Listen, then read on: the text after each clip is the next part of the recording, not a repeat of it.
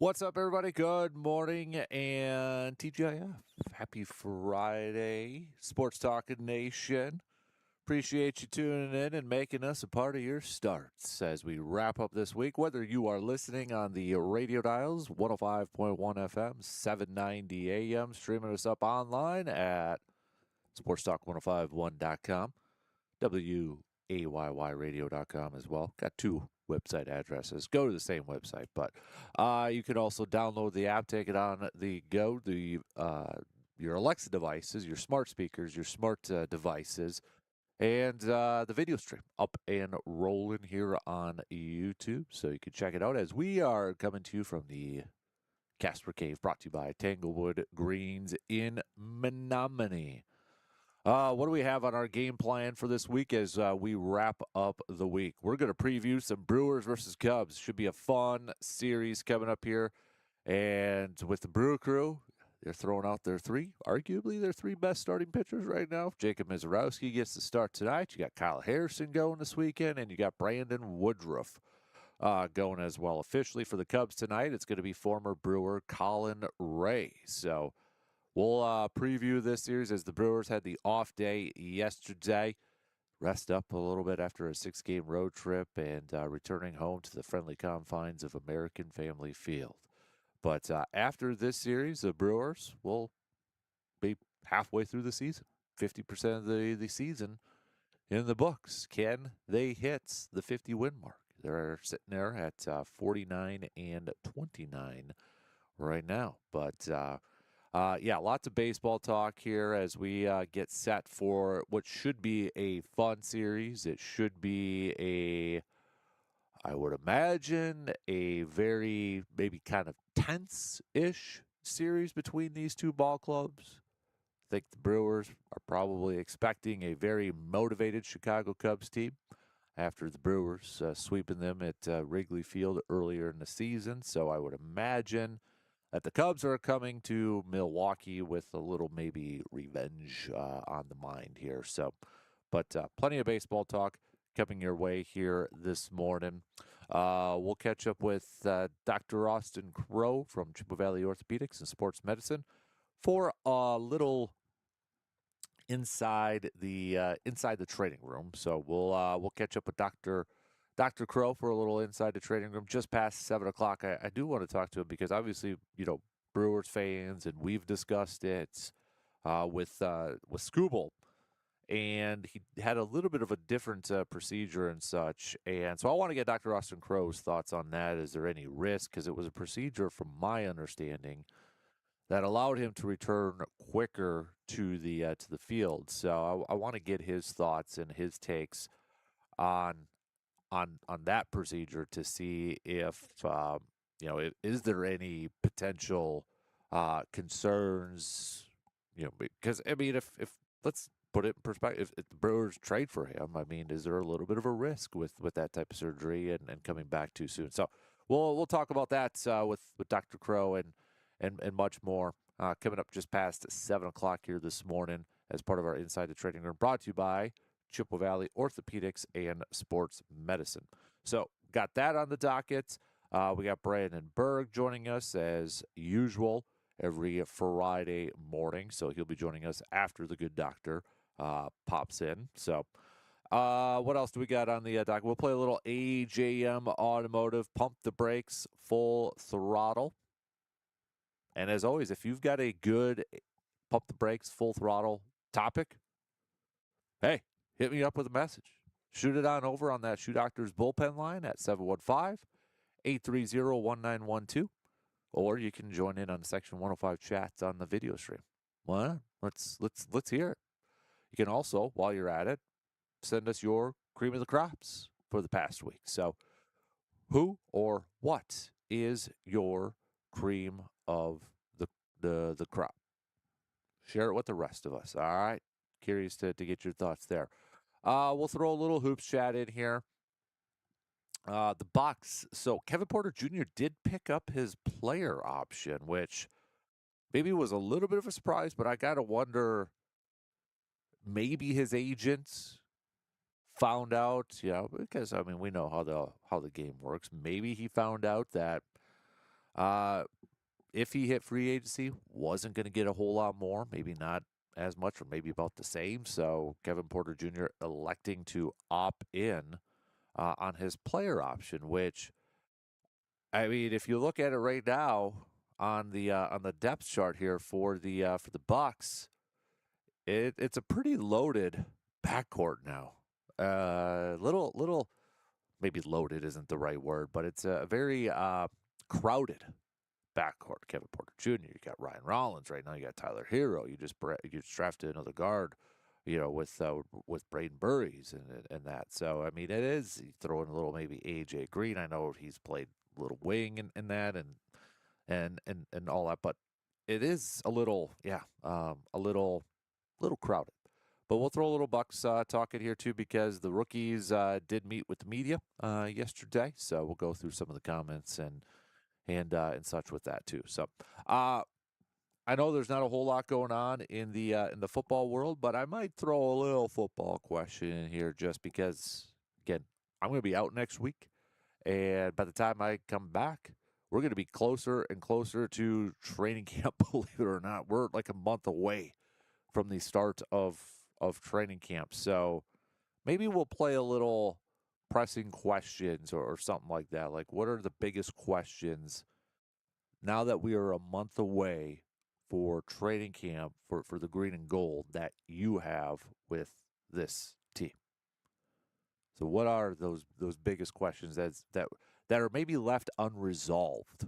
Maybe let's phrase it that way. The biggest questions that are unresolved right now surrounding the green and gold as we head into training camp about a month, and it'll be less than a month by the time I return and that. And it's gonna be fun this year because it sounds like I'll be over there for training camp, maybe for a practice or two, access and such. So we'll be doing a show over there. Hopefully, fingers crossed, it all works out that way. So, but yeah, we'll throw a little bit of that. And hey, it is a TGIF, so whatever else you got on your mind, you got a good topic, you got a good question that you want to throw out for the rest of us and for the rest of the listeners, please don't be shy. Don't be nervous. Send it on over. We want to hear from you. All right. So, hey, let's jump right into it, shall we? Let's talk some baseball to open up things. We've got Brewers versus Cubbies.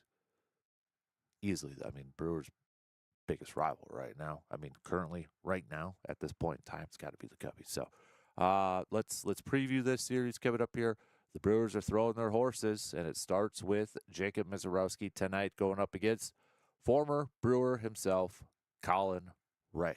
Will Misiorowski pick up his 9th win of the season, or will the Cubs be able to attack Jacob Misiorowski, who is pitching arguably better than anybody right now at this point in time in the season? So let's open up things talking some Milwaukee Brewers. We'll be right back after these quick words to kick off the leadoff on this Friday morning.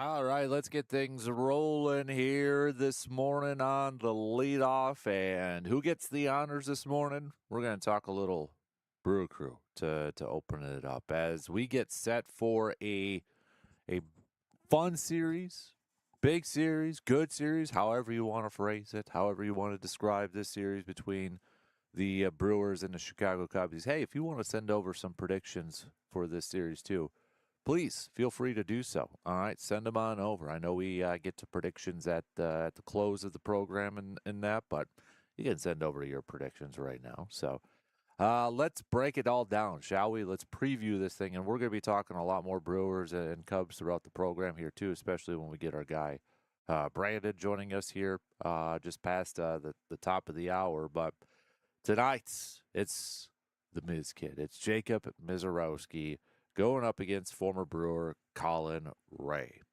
So a fairly similar amount of experience. I mean, Brewers obviously are probably a little bit more familiar with Colin Ray, considering that he used to be their teammate a couple of years ago and such, and they've gone up against him since he's been with the Cubs. When you look at it, there's not a ton of experience from playing against him. Yelich, 6 career at-bats, has the most. He's 333 with an 889 OPS against him. Vaughn is 504 at-bats.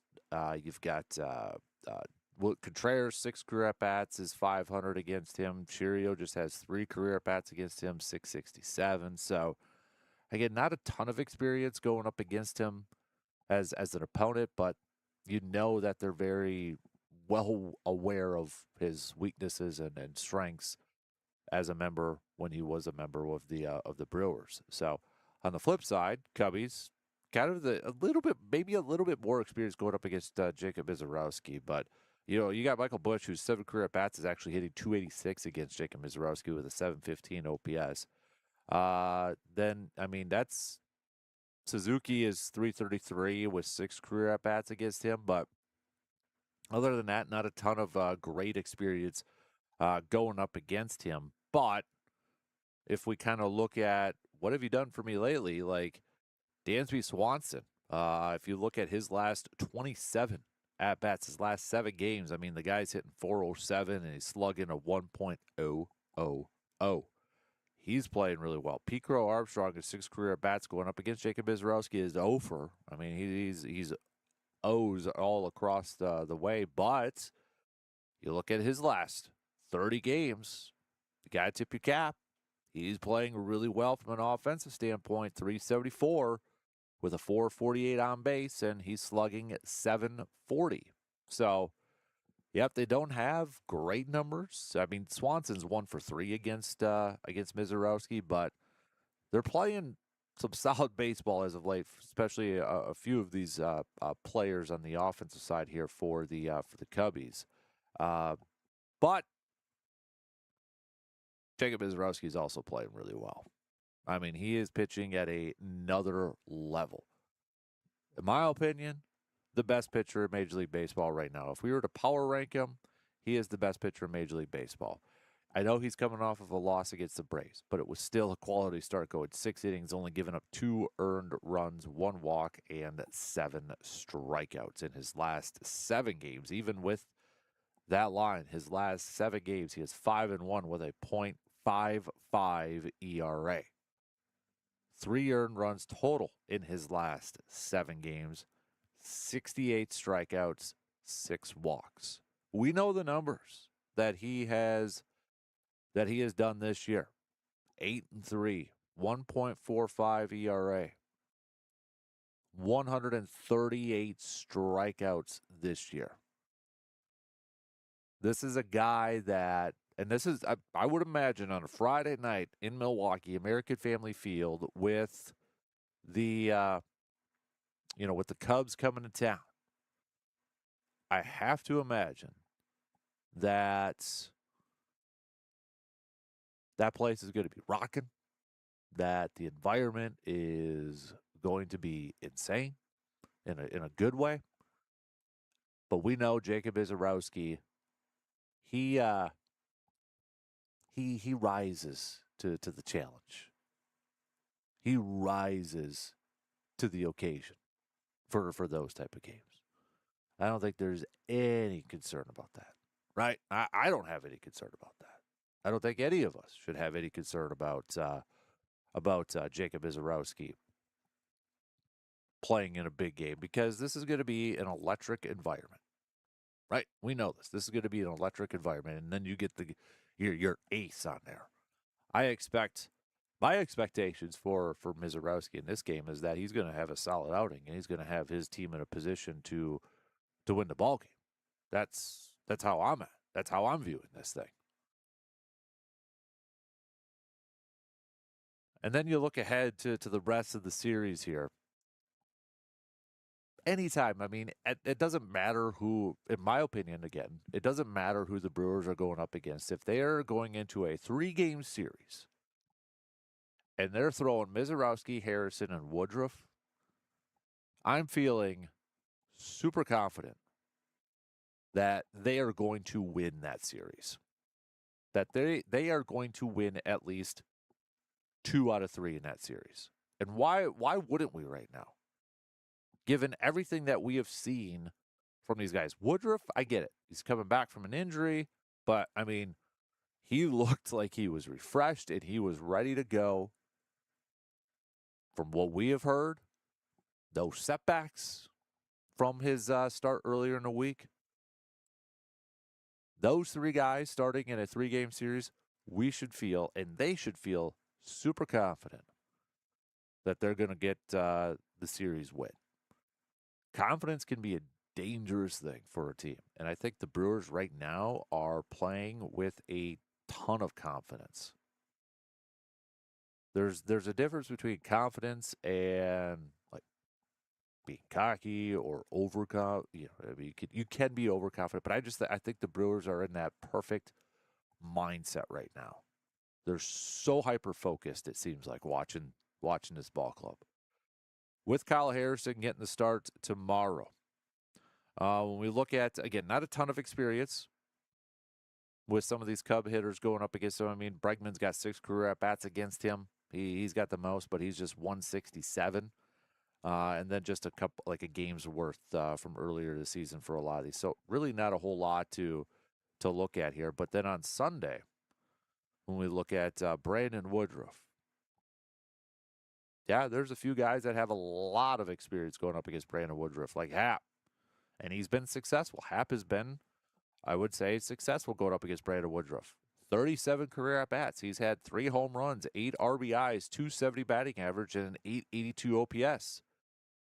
However, and then Dansby Swanson, 15 career at-bats. He's hitting 400 with a 1.145 OPS, and he's hitting really well. Suzuki, 455 in 11 career at-bats.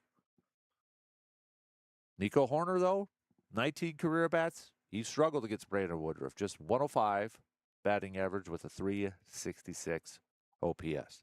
But if Brandon Woodruff pitches to a similar level to what we saw earlier in the week, good luck with that. Good luck going up against the wily veteran. I think the Brewers want to go into this series with the Cubbies.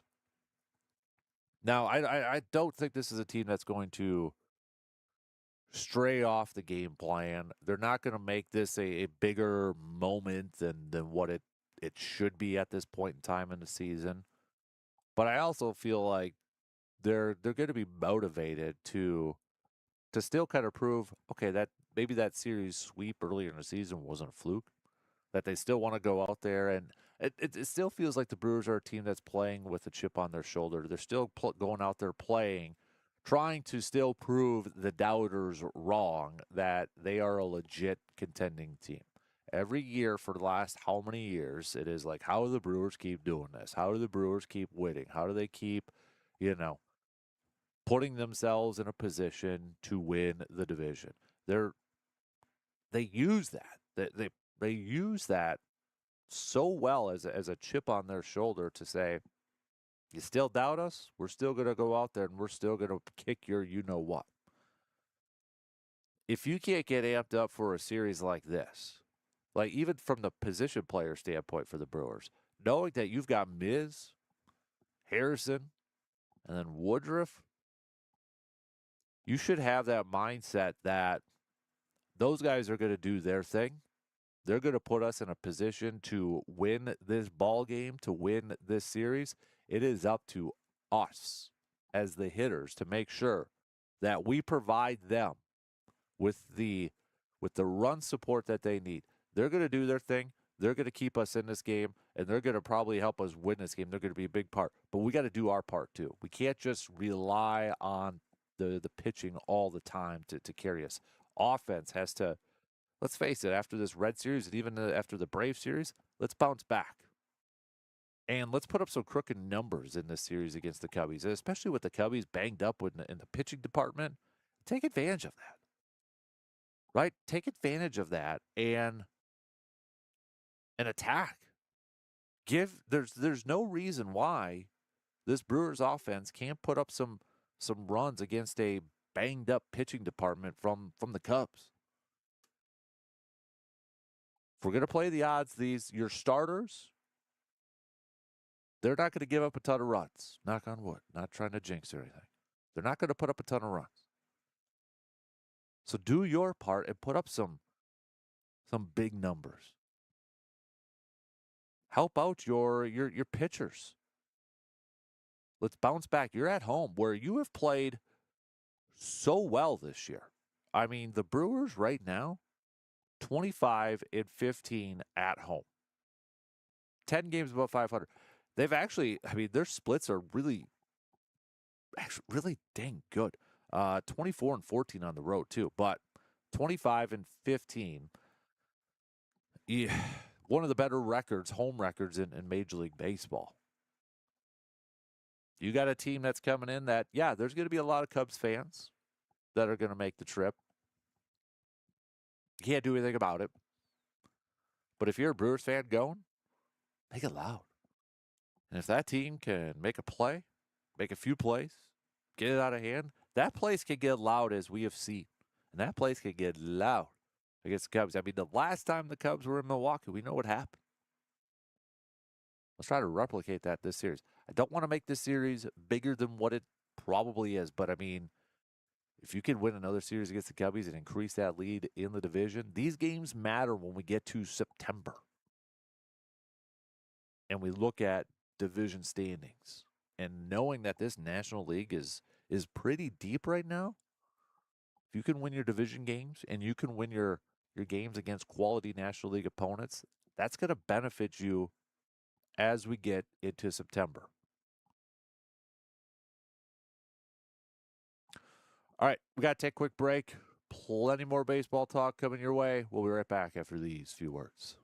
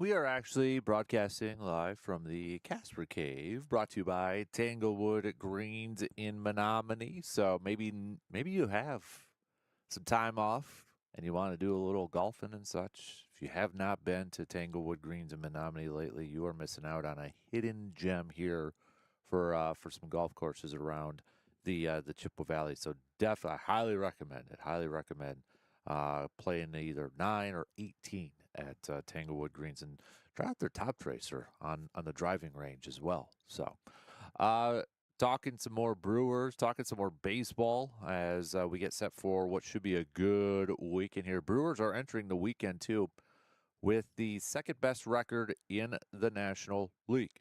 49-29, as we mentioned. They are 20 games above 500 with a 628 winning percentage. Dodgers are the top team, 52-29 with a 642 win percentage. Even with the Brewers falling to the Braves. The Braves, well, they're on a little bit of a losing streak right here. They've lost their last 4 games in a row, so they're sitting there at 48-31. And because they've lost 4 in a row, you've got Philadelphia, who has won 3 in a row, that have inched just a bit closer. They're 4 games behind the Braves. So to put that in kind of some perspective, Milwaukee is up 6.5 over the Cubbies. So, I mean, the Cubs, if the Cubs have a good weekend, they can make things a little bit tighter as we get into the second half of this season. But if the Brewers can take a couple of games here, well, then potentially increasing that lead within the division. But don't overlook the Cardinals, too, because they're sitting there at 42-36. Just a kind of a quick look as we head into this weekend for some teams, like the Brewers. Some teams have already hit the halfway mark, but as we are kind of in that halfway mark, this is where things stand at halftime of this Major League Baseball season. When we look at the American League side of things, it's the Yankees sitting on top in the AL East with 48-32. But Tampa Bay, they're not going away. They're just 2 games back with a 45-33 record. Feel like Toronto, they got to get this thing into gear. They're on a 3-game losing streak right now. They're 3 games under 500. They got to turn this thing around and get this thing going here, because this AL East, I think, as of right now, it's going to be a 2-team race. But the Yankees, if you're looking at it from a top spot perspective, Toronto's 9.5 games behind the Yankees. And if we look at it from maybe a little bit of a wild card, they're not that far off. I mean, right now, the wild card race in the American League, I know we're only halfway through the season, but I think from a halfway standpoint, just kind of seeing where everything's playing out here, Toronto's not that far out, but it's just because American League is pretty. Is there anybody in the American League that would scare anybody from a National League, like in a World Series matchup? I mean, these are your American League leaders right now. It's the Yankees, the White Sox, and the Mariners. And the Mariners are a 500 record. Then you got Tampa, Cleveland, and Houston, who is 40-43. The Athletics, Toronto, Texas, they're right there. I mean, we're talking about separated by the smallest of win percentages possible. Houston's holding on to it with a 482 win percentage, but the Athletics in Toronto and Texas are at 481. But then you go to the National League. So you got a couple teams there with under 500 records in the American League. National League is a completely different story. Dodgers, Brewers, Braves, which has been the case for a while now. Your wild card, though, is you got Philly at the top spot, the Cubbies, and then the Cardinals. But Padres are just half game back. Miami, 1.5 back. So you got Miami and the Cardinals this weekend. Don't underestimate that matchup. That could be a fun one to pay attention to. Arizona's just 2 back. Pittsburgh's just 2.5 back.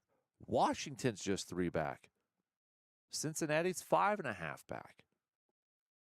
If you want to throw in the Mets, all right, you got the Mets that are 9.5 back.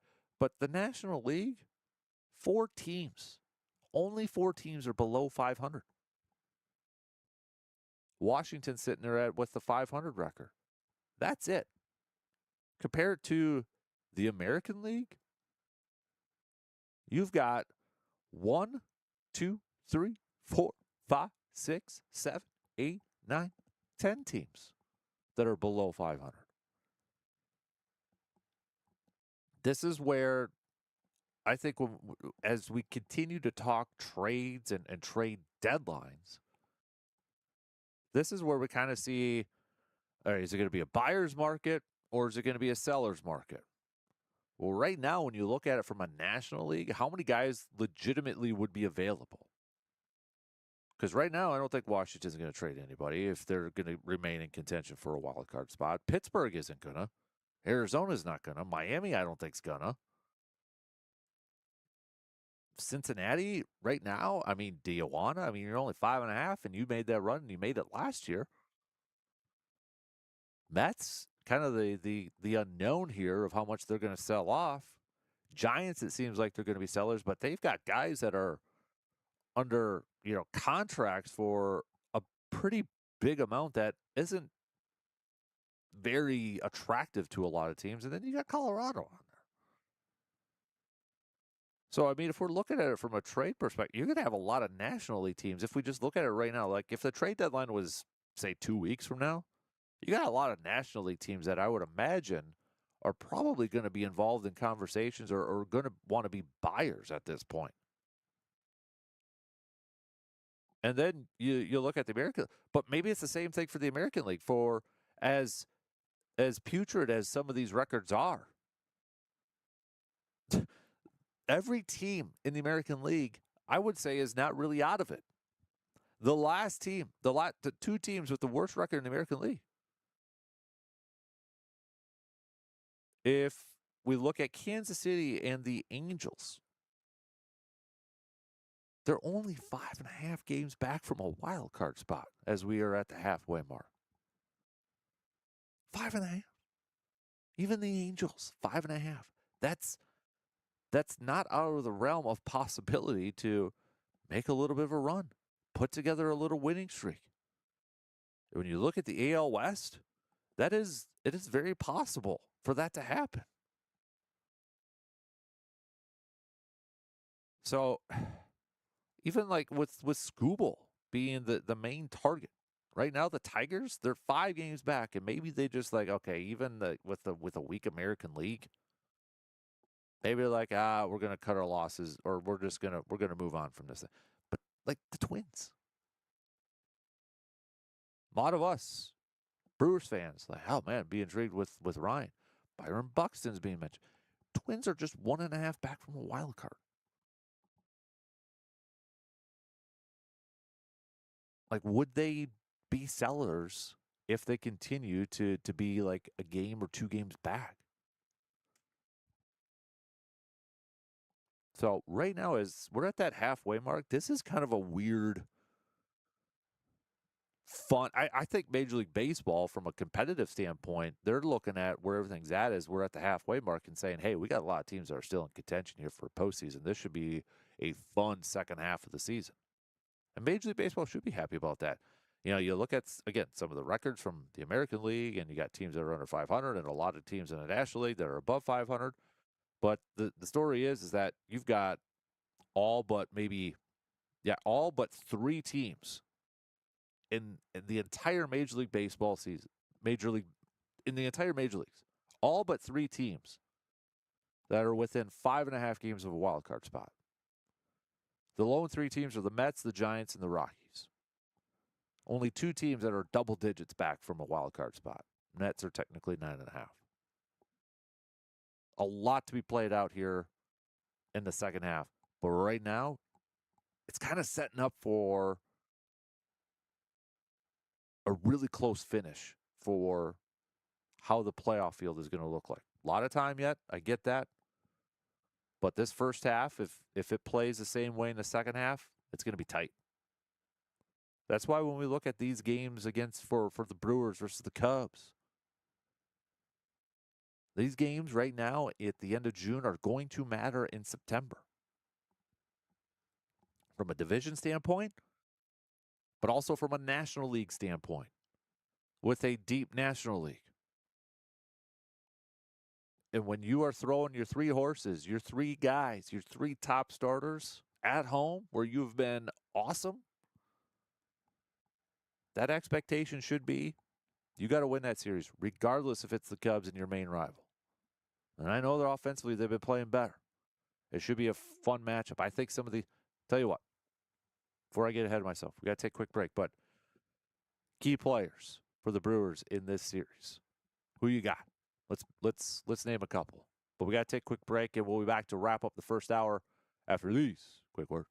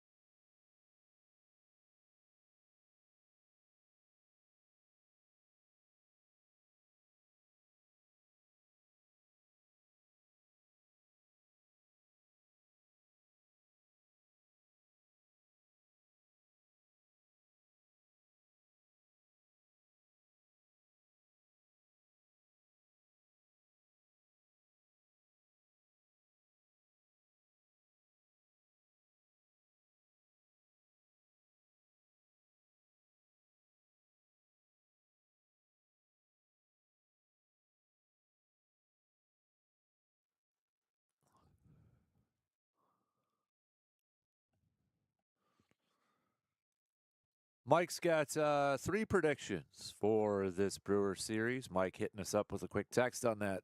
Excuse me, Shoe Doctor's bullpen line. PCA goes 1 for 13 with 7 strikeouts. Apple TV free trials increase significantly. And the Brewers win all three and mop the Cubs. You can't clean up Cubs fans' tears with a broom. I like it. C-Bomb is every Friday now. Kasper Cave Friday. For a little bit here. For a little bit. So we'll see how it goes. But yeah, one of the boss, I think I was doing a show when the weather was bad here or something, and school was called and just did it from the man cave. He's like, dude, you got a sweet man cave. You should do some shows there. So that kind of worked out that way. So, yeah, just have a little fun. Still, I want to do something with the man cave, my man cave here, and get you all to watch on the video stream so you can pull it up on your TVs or your tablets or your computers or your phones or whatever. Do we do a little show and tell? I got some decent stuff. Nothing like eye popping. Do I do a little show and tell? I don't know. Maybe. I want your feedback. All right? I want to hear from you. Don't be afraid to hit me up with a message, okay? Don't be afraid.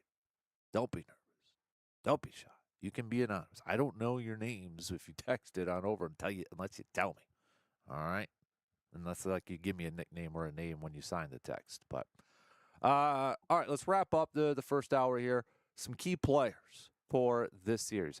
Obviously the pitching, the starting pitching is going to be a key factor. I guess I'm looking key players from a position standpoint, from a positional standpoint, offensively, for the Brewers. So let's take pitchers away because we know, right? We know Miz, we know Harrison, Woodruff, the bullpen. We know all those guys.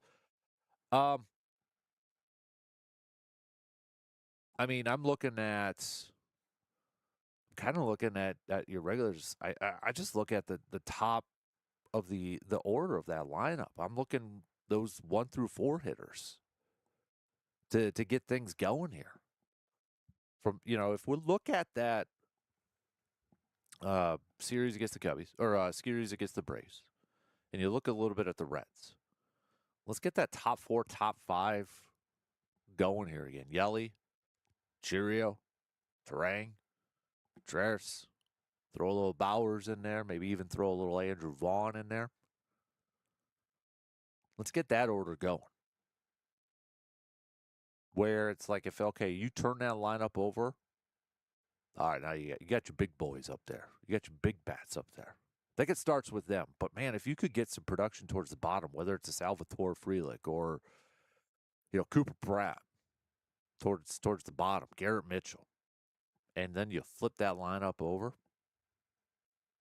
for the top, yeah, I like it. But I'm looking at like that'd be now we're cooking. But that's kind of where I'm at for some key players. Taking away the pitchers. I mean, because that's a given. That's a given whether it's the starters or whether it's the bullpen. If I had to go with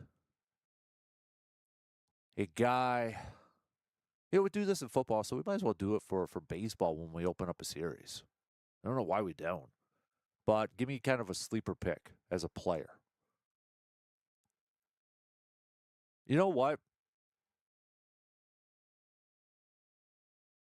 I think I'm going to go Garrett Mitchell. It gave me a little bit of a pause because I kind of want to throw Andrew Vaughn in there too. But he's been hitting really well, so I don't know if that would qualify as a sleeper. But I still feel like he's maybe not getting the proper amount of attention for as well as he's played. And I think it's because his bats have been limited. But he has taken advantage of his limited opportunities. How many players can do that? He's going out there and he's maybe getting a bat, couple bats a game. And it's not because of him. It's just you got to keep Jake Bowers in that lineup because he has been your power bat. So I think I'm gonna go Garrett Mitchell just because maybe from an odds standpoint, he's probably going to be batting 6th, 7th in that order. So it's towards the bottom. But I'm gonna go Garrett Mitchell. So we'll see. I just maybe a couple home run, maybe a home run, maybe some big hits from Garrett Mitchell. Remember earlier in the season when he was going a little oppo and picking up some big RBIs? I'm gonna go sleeper pick with Garrett Mitchell that he's gonna have a couple big moments, couple big hits in this series. I would love to say my guy Sal, but and the thing is, like when we look at it from Sal, let me bring it up here really quick. I know I'm running out of time here before the top of the hour, but when we look at it from Sal, all right, let's go here. I want player. Okay, come on. Why is this not loading up here? Hold, just give me a sec here. But when we look at, okay, come on. Why is it not loading? All right, well, while this takes a hot minute, I think when you look at it, here we go. All right, so Sal, as of late here, you look at his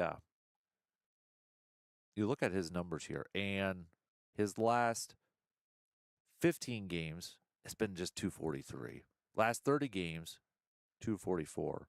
His last 7 games, he has been up to a 294, but it's only been 17 at bats. Does have 4 RBIs, hasn't struck out yet. Remember that fun, was it the series finale against the Reds, where there was that nugget? He hasn't like struck out in gosh,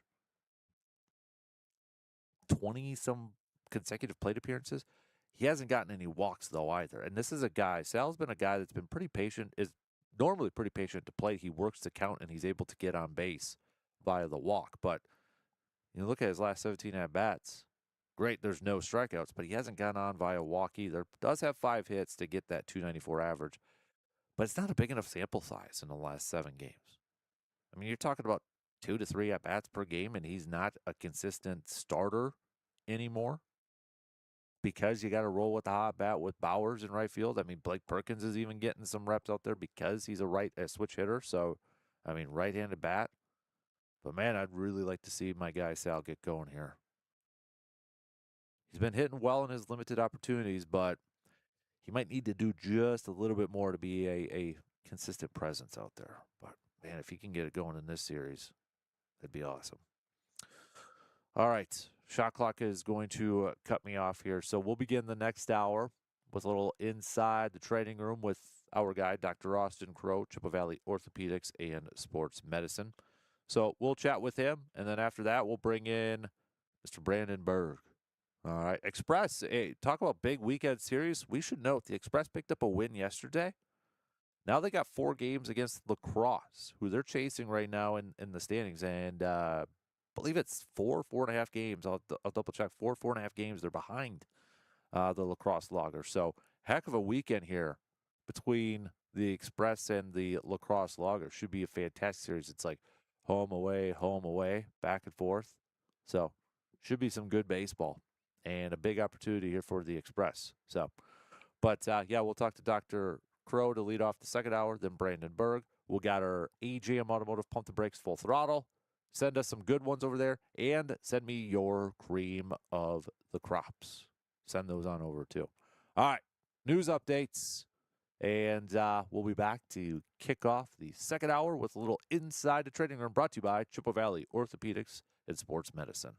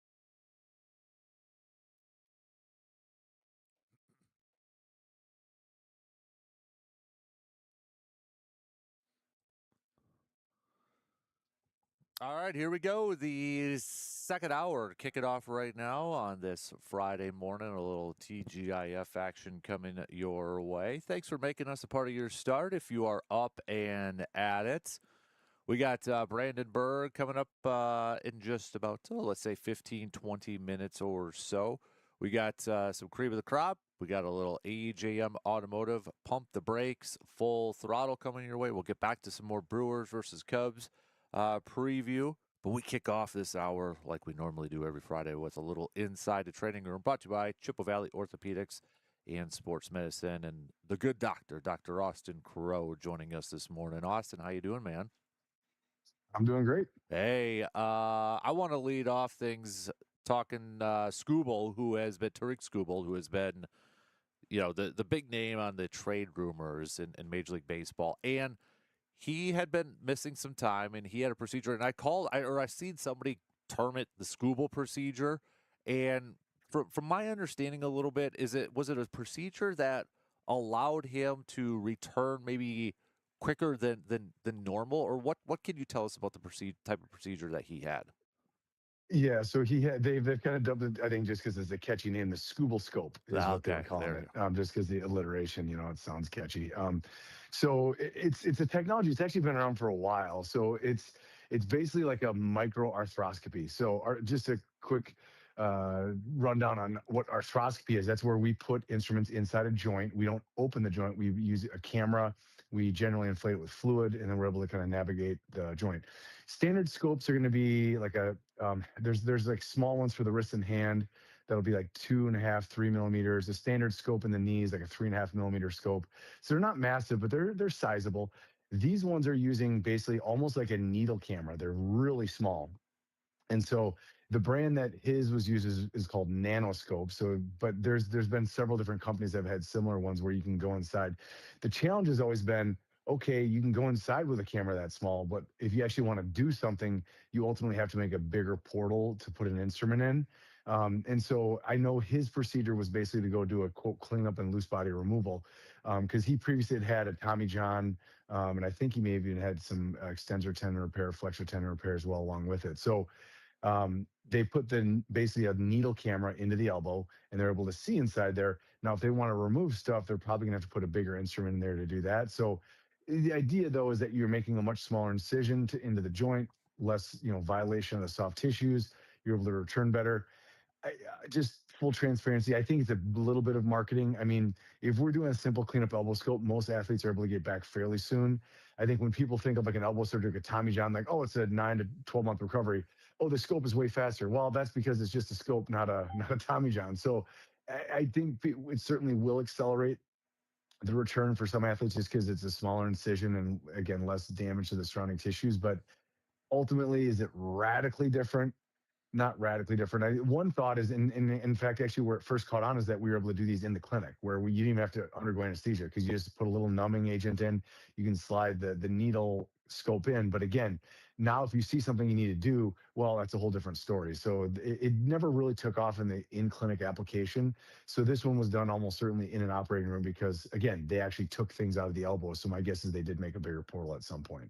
So, would there be any concern because Brewers fans are just dreaming about the potential to acquire him at the trade deadline, which would be a lot. But then, Mhm. I had seen some Brewers fans. But with this procedure, would there be any risk because he's coming back sooner, or is it kind of related to that marketing thing that you were just talking about? Is there any concern about Yeah, I that? mean, yeah, a little bit. I mean, honestly, I'd be more concerned if someone had a Tommy John and that you have to go back in the elbow to take a loose body out. I mean, it's like, where'd that come from? So, I mean, that's if he's having irritation in the elbow that requires a second surgery, that would make me more concerned as opposed to the recovery timeline. I mean, if it's a simple cleanup, I mean, I do elbow arthroscopy on patients, and generally, if I'm doing a simple cleanup scope, I let them get back to activities as they tolerate. Now, I usually recommend a couple weeks of taking it easy and then a transition back. It sounds like they're going to try to accelerate that a little bit, which is fine. I don't think it'll be dangerous.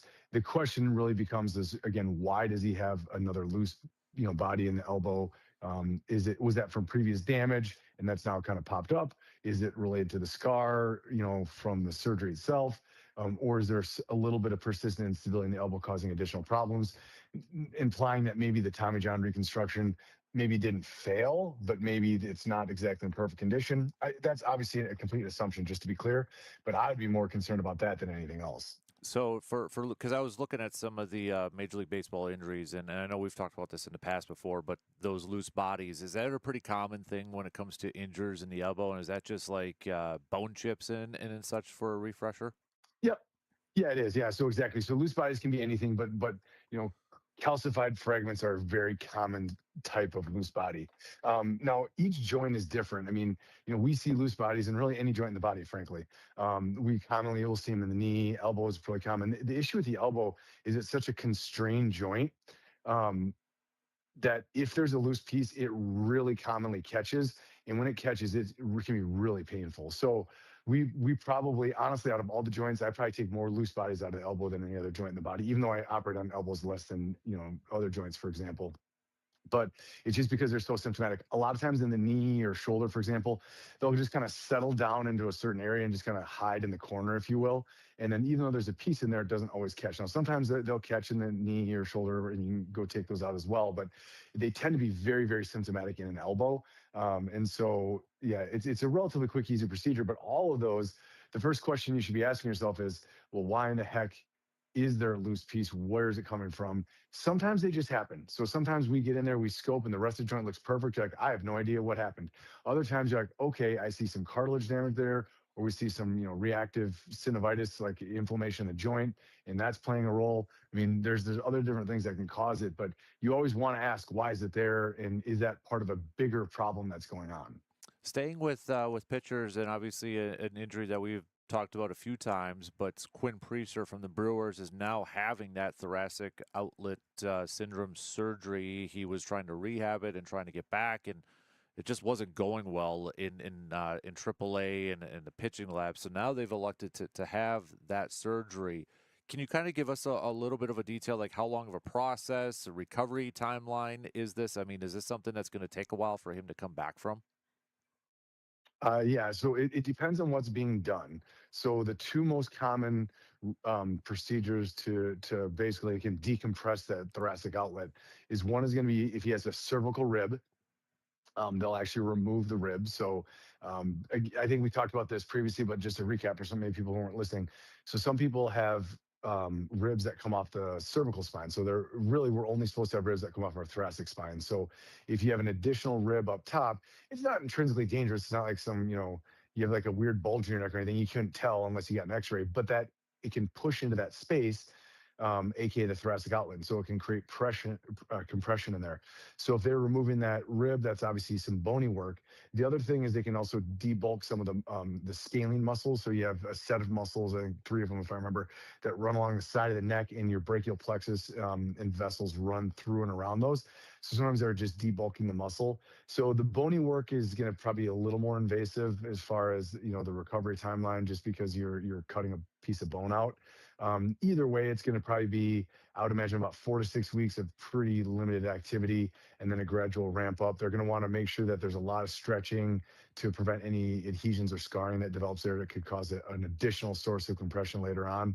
I would think it'll be a handful of months. I don't think it's going to be like a 6 month or year recovery in all likelihood, but it's also not going to be, a 2 week kind of thing either. It's going to be probably a handful of months till they can get back from that. But um, it's a surgery, to be clear, we don't do those as orthopedic surgeons. Those are done by cardiothoracic surgeons.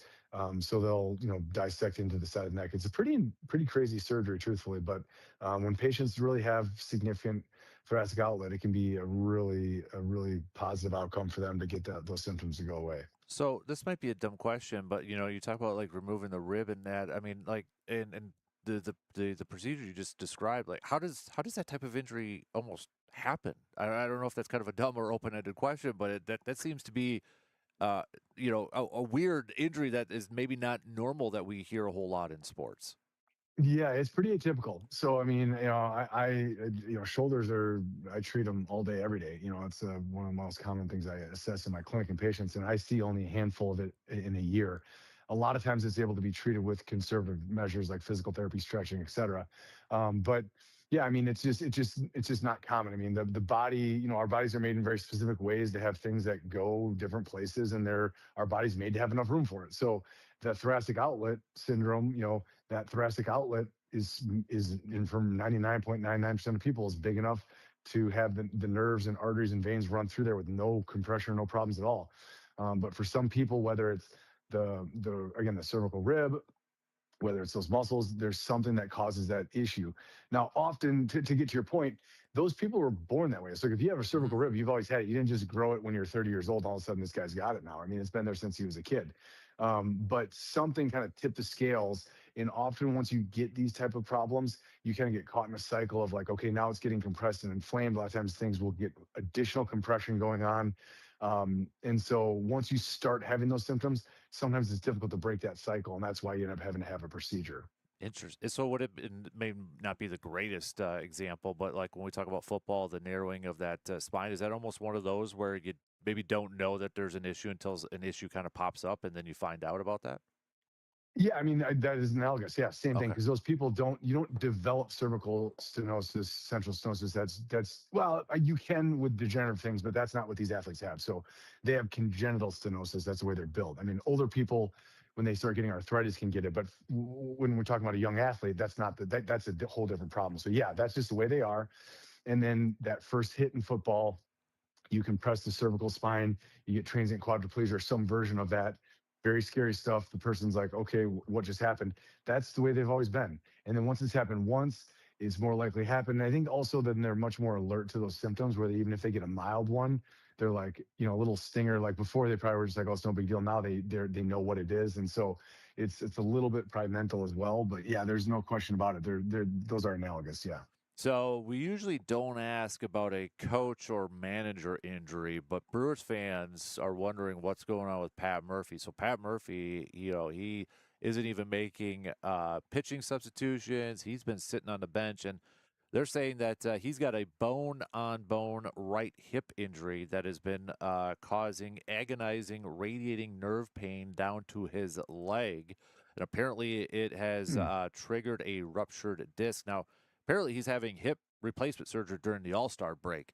I don't think we've ever Okay. heard that before with a coach or a manager during the season and such. But I mean, bone-on-bone right Yeah. hip, that sounds painful, man.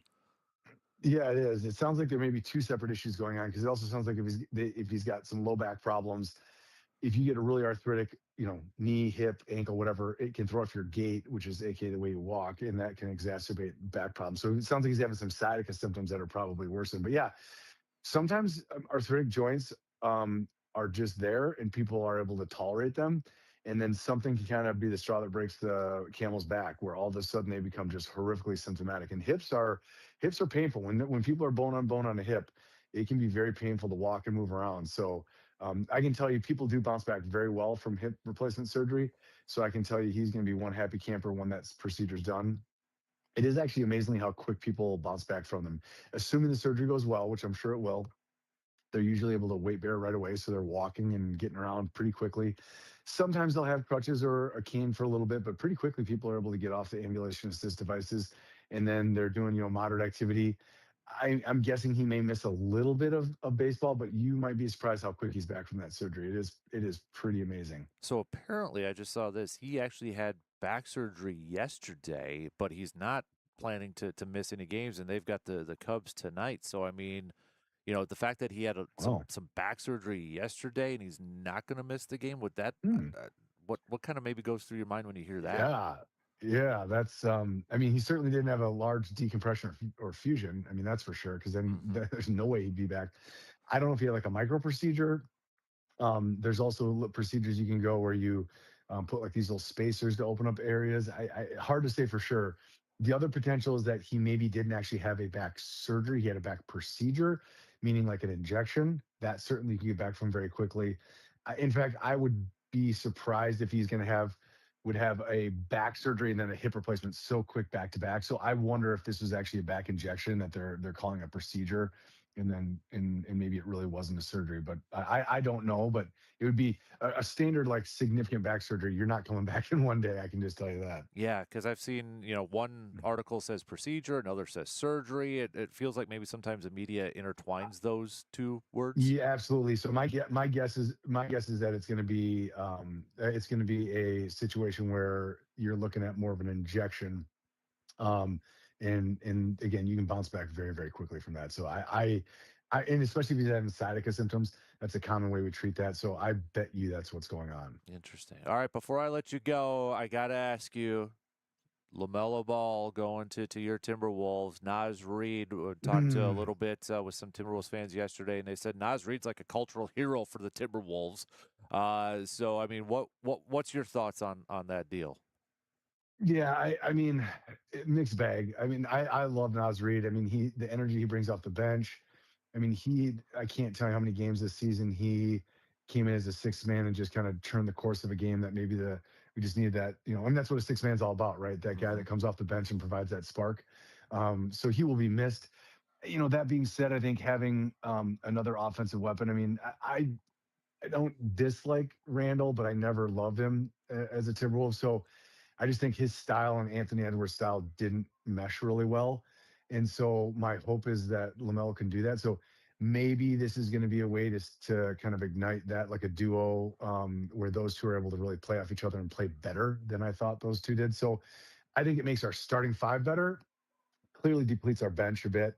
Um, so in the end, I guess time will tell. I mean, Tim Conley, our GM or director of operations, whatever his title is. I mean, people second guess his trades all the time, but in the end, they tend to be right. I mean, he is really good at his job, and he has made a lot of trades that have worked out in the end. So I guess I'm not going to second guess him too much, but it hurts to see Nas go. I mean, the guys. I mean, obviously, I wouldn't want to see Ant traded, but really, Jaden McDaniels and Nas were two other guys I really was hoping we could hold on to. But with all the rumors going around, you figured one of them was going to have to be on the block, and I guess if I had to pick the two, I like Jaden McDaniels. He's just a little more versatile, really good defender.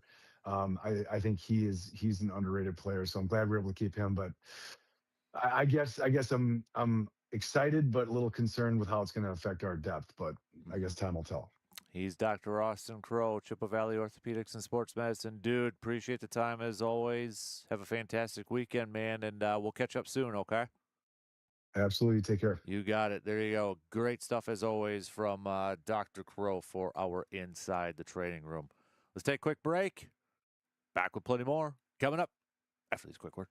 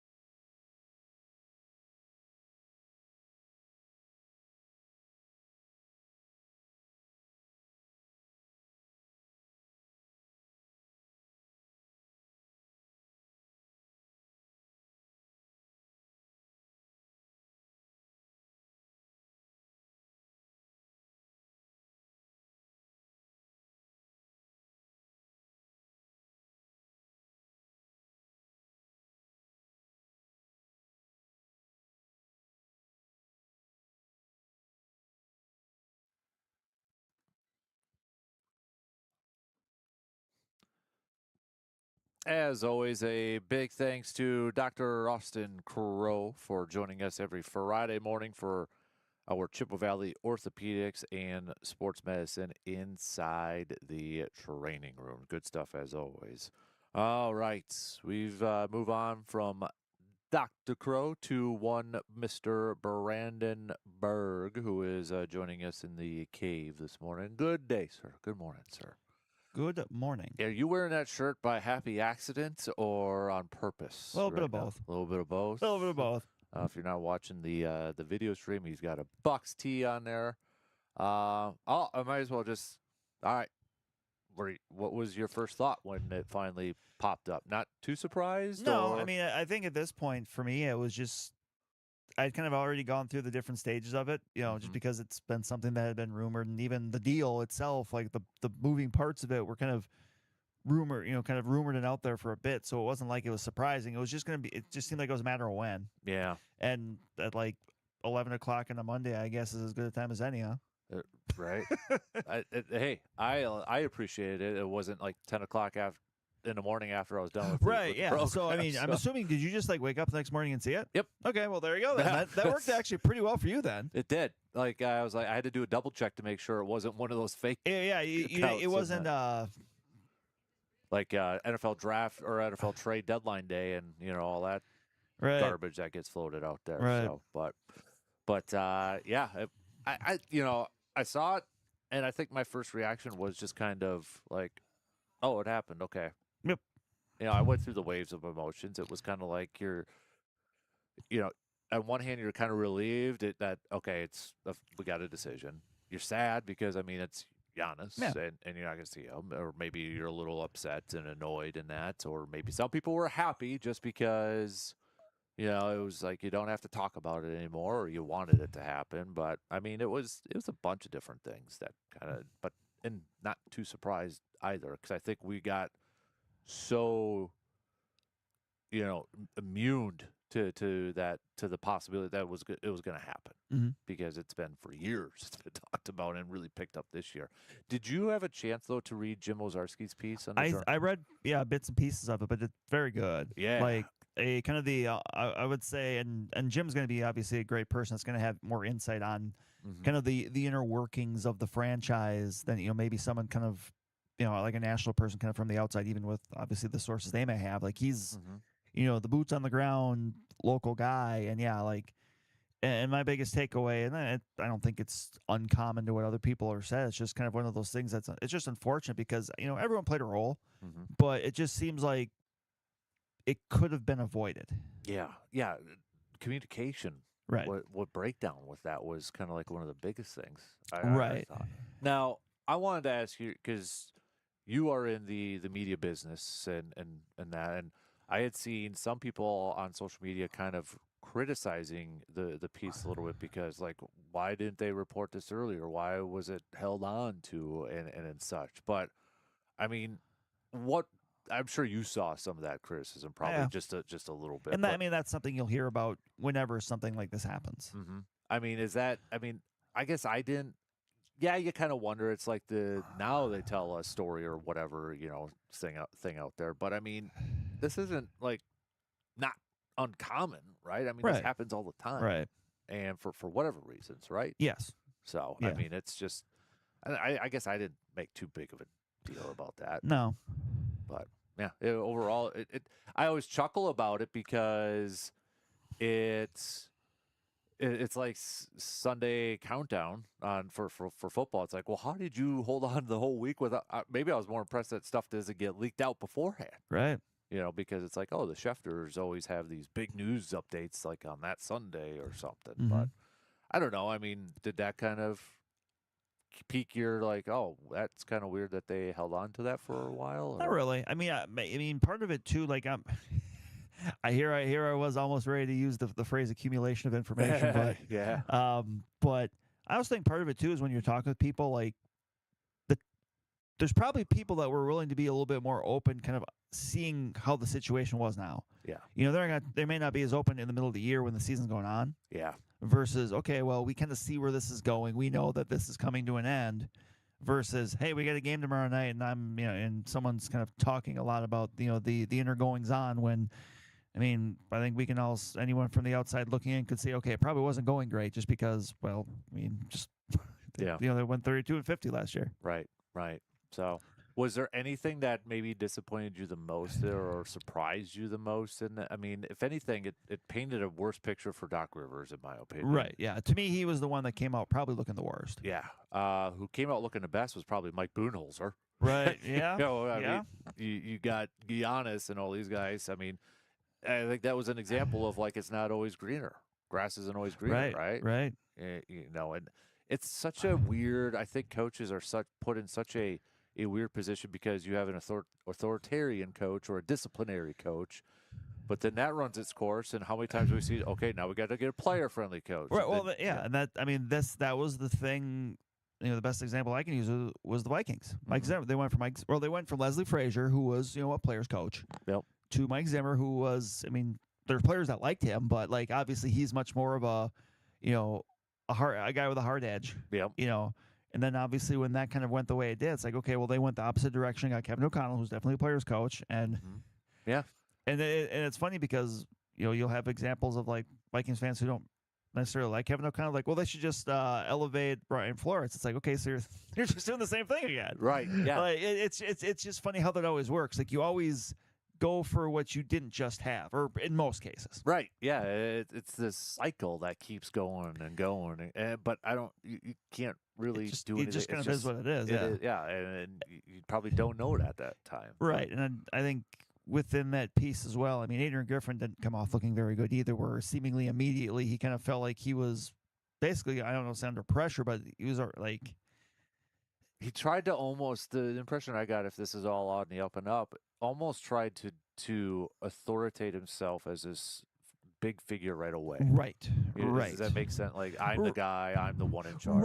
Right. Where, I mean, they tried to help him out in bringing in a guy like Terry Stotts, who's a veteran, a guy who coached Dame Lillard, who they ultimately ended up acquiring, and very non for that. Yeah, sort of which thing, is odd because you can understand it because you see it all the time in other sports, right? Where if you get a young or first time inexperienced coach, maybe they'll bring in an experienced coordinator or assistant head coach or someone that, even if that person themselves, and I'm not saying this about Stotts, but like even if that coach they brought in themselves wasn't super successful, like they know how things work, right? Like, they can be a sounding board for, okay, well, this is what you need to take care of as a head coach, that kind of thing. It almost gave the impression that it was a big ego thing. Right. He almost kind of felt like maybe he was insecure. Yeah. Yep.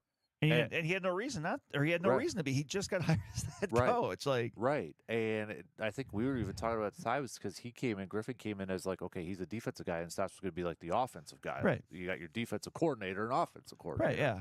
If you're a head coach with a defensive background, you're probably going to bring in an offensive coordinator, let him call plays. Mm-hmm. Yeah. Or again, or vice versa. Like your Vikings, Kevin O'Connell after the first year. Yeah. Because that was the plan in theory when he came aboard for his first year. They brought in Ed Donatel, like, okay, here's a veteran, experienced guy. That didn't work, but like then obviously they landed Brian Flores, and now it's very much okay. Kevin O'Connell worries about the offense. Brian Flores takes care of the defense. Well, Matt LaFleur too, where they kept Mike Patton. Right. So like you said, you see it all the time. Or even heck, Craig Counsell, what first-time manager? What does he do? Pat Murphy. Right? Yeah, a guy that's been around forever. Exactly. So yeah, it was just I thought the only person that came away with a better image was Mike Budenholzer. Yeah. So which he's probably thinking, see, it wasn't all me, but no. So the last part, it was the part I posted on Facebook, and this is where I was a little confused. Did Giannis talk to Ozarski after the trade? Because some of the comments, it kind of felt like he talked to him because he's talked about, I got to get back there. I got to, whether it's the fifth option. Is he referring to a championship or is he referring to the Bucks? I felt like he's talking about, I got to get back to Milwaukee at some point.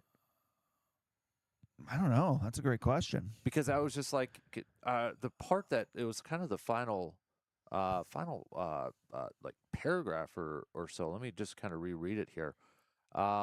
He said, Giannis, too, told the Journal Sentinel if he were to ever become a head coach, he would adopt Budenholzer's ethos. I'm doing exactly the same thing. I'm changing nothing, he told the Journal Sentinel. Coach Bud, he knew how to create a culture 1,000%.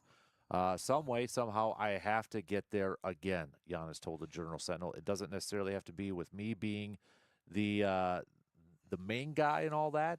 If it is me, great, but I want to be there again. If that's going to be me there, being there as a role player, if that's going to be me being there as a fifth option, if that's going to be me there being as the number one guy that takes him there, I don't give two blanks. I want to get there again. To me, that's almost, I think what he's referring to is the culture.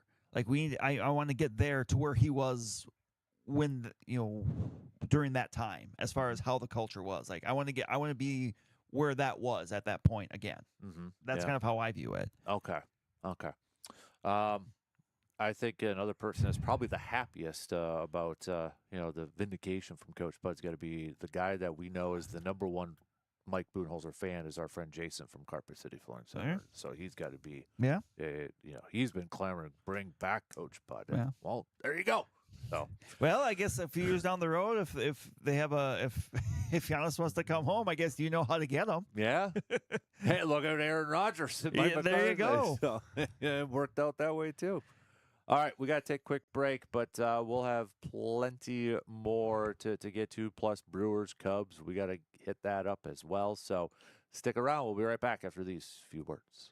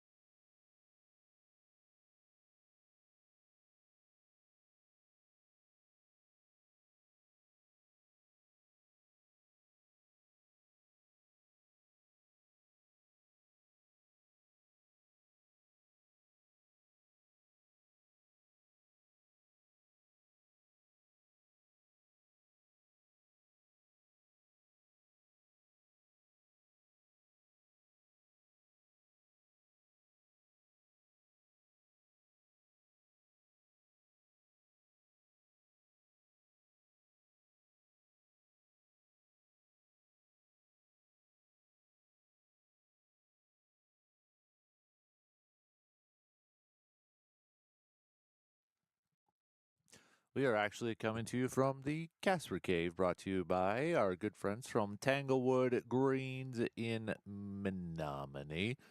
Don't forget, you can still join in on the convo. Hit us up with a text on that Shoe Doctors bullpen line at 715-830-1912, or hang out in the Section 105 chat where it looks like we've got Zach and Paul and Barb. And thanks to Zach and Barb for saying have a good week off next week. So, yeah, I'll be off next week. Back to regular scheduled programming after the 4th. We going golfing? Good, possibly, maybe. I mean, you go golfing all the time now, so. No, I've only gone 3 times. We got baseball tomorrow. Yeah, you're making the triumphant return, aren't you? I am, but here's I'm gonna complain about it again because to have 9-year-olds play 4 games in a row. Yeah, that's a lot. For kid pitch. That's a lot. Yeah, I'm embarrassed to be a former Whittlesey Lion and Medford alum. Do you still got like your old jersey? I wish. Gosh, I still wish I had my trucker hat, the foam front, and the rope in the front. That was our hat. God, I wish that I still had that, man. Because It'd be right behind you, I'm sure, hanging on the wall. Oh somewhere. yeah, it might be up there with the other hats, the championship hats. So, but nope, I wish I had it. Staying with, speaking of baseball, we've got Brewers versus Cubbies, and we're pretty much after this series. The Brewers mathematically will be 50% of the way through the season, halfway already through the season, man. They're 20 games above 500, and they're throwing their horses out there. You got Miz, you got Harrison, you got Woodruff. I don't care who you're playing, I don't care where you're playing. When you throw those 3 guys out there, you got to be feeling pretty good, and the expectation should be that you're going to win the series, right? Right. I mean, that should be the expectation. Right. No, and I think that honestly, going into this series, a lot of the pressure's on the Brewers. Because I mean, I the Cubs are feeling pretty. I mean, coming off that broom that they took to the Mets, and they're right now their rotation's kind of in a little bit of disarray with some injuries. Ben Brown going on the IL this week, and Edward Cabrera. 2 guys that they've really kind of leaning on. So I know Colin Ray's going tonight. I'm not sure if last I saw is still to be it's announced. Still TBD, Yeah. but still, I mean, whatever combination they pull out, unless they're bringing Prime Kerry Wood and Mark Pryor back, it's gonna they're gonna be Carlos Zambrano. Carlos Zambrano. Yeah. Well, he can't hit, so that's part of the. He loses a little luster there, but yeah. So whatever it's gonna be, I mean, the Brewers are gonna have the starting pitching advantage. But yeah, I mean, for the Brewers, this is right now. Like you said, this is a series that they should be expecting to win. Will that happen? Who knows? But that's kind of the coming off the off day after the Cubs have played 3 games the last 2 days. Yep. Obviously with how they treated the Wednesday night win, a chance to kind of reset the bullpen a little bit. I mean, it was they're operating with a pretty limited limited options there, and they grinded it out. But part of that was some of their guys had pitched a lot, and part of it I'm sure too was just make sure that you're especially going into the stretch now, which going into the All-Star break. I mean, you just play it pretty much every day, just being ready to go and being as fresh as you can be. Right. Yeah. No, it's I mean, you got Miz coming in after bouncing back after a loss, although after a terrible start where. They scored the 2 runs he gave up came on like a bloop single. Yeah, exactly. And then Harrison, and then Brandon Woodruff, who looked.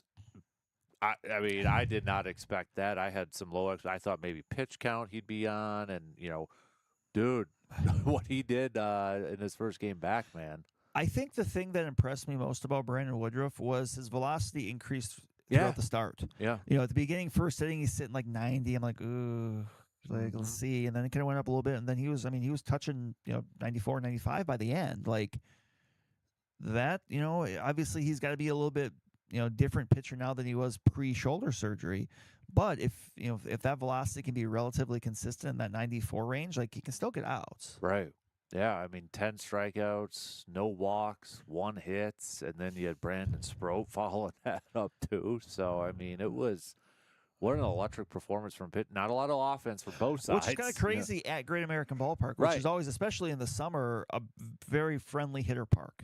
Like it just, it was such a grind of a series. Right. But, to come away with the sweep, I mean, the Reds right now are one of those teams I was very wrong about.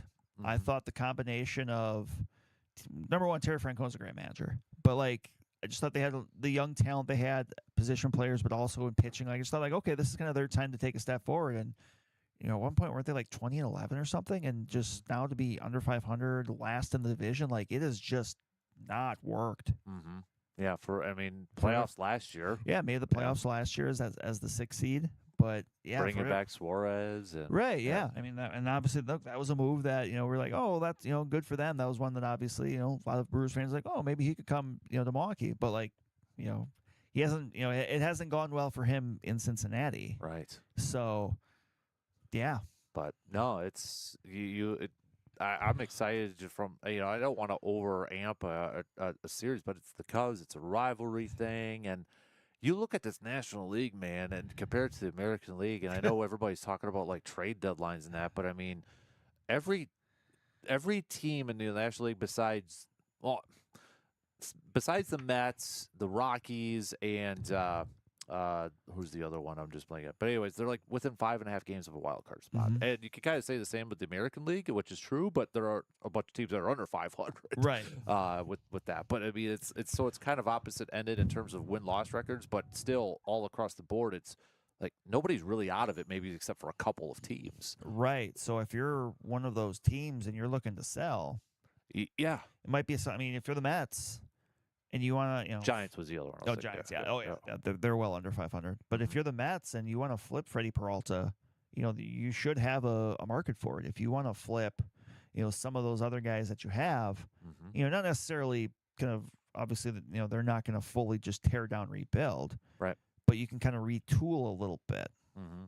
There was, I'm going to see if I could try to find the video because I can play it. But there was, you mentioned Freddie Peralta, and I'm kind of curious. I think it was Buster Only talking about Freddie Peralta. I don't know if you saw the clip that I'm maybe referring to. I think I saw it. I didn't watch it, but I think I saw it. It was, kind of talking about his season. Is it more of a reflection on him? Is it the Mets kind of chaos sort of thing? And he kind of, said that, well, I mean, he's in something that we know already. He's like, teams only view him as a 5-inning guy. Maybe you're lucky you're getting 6.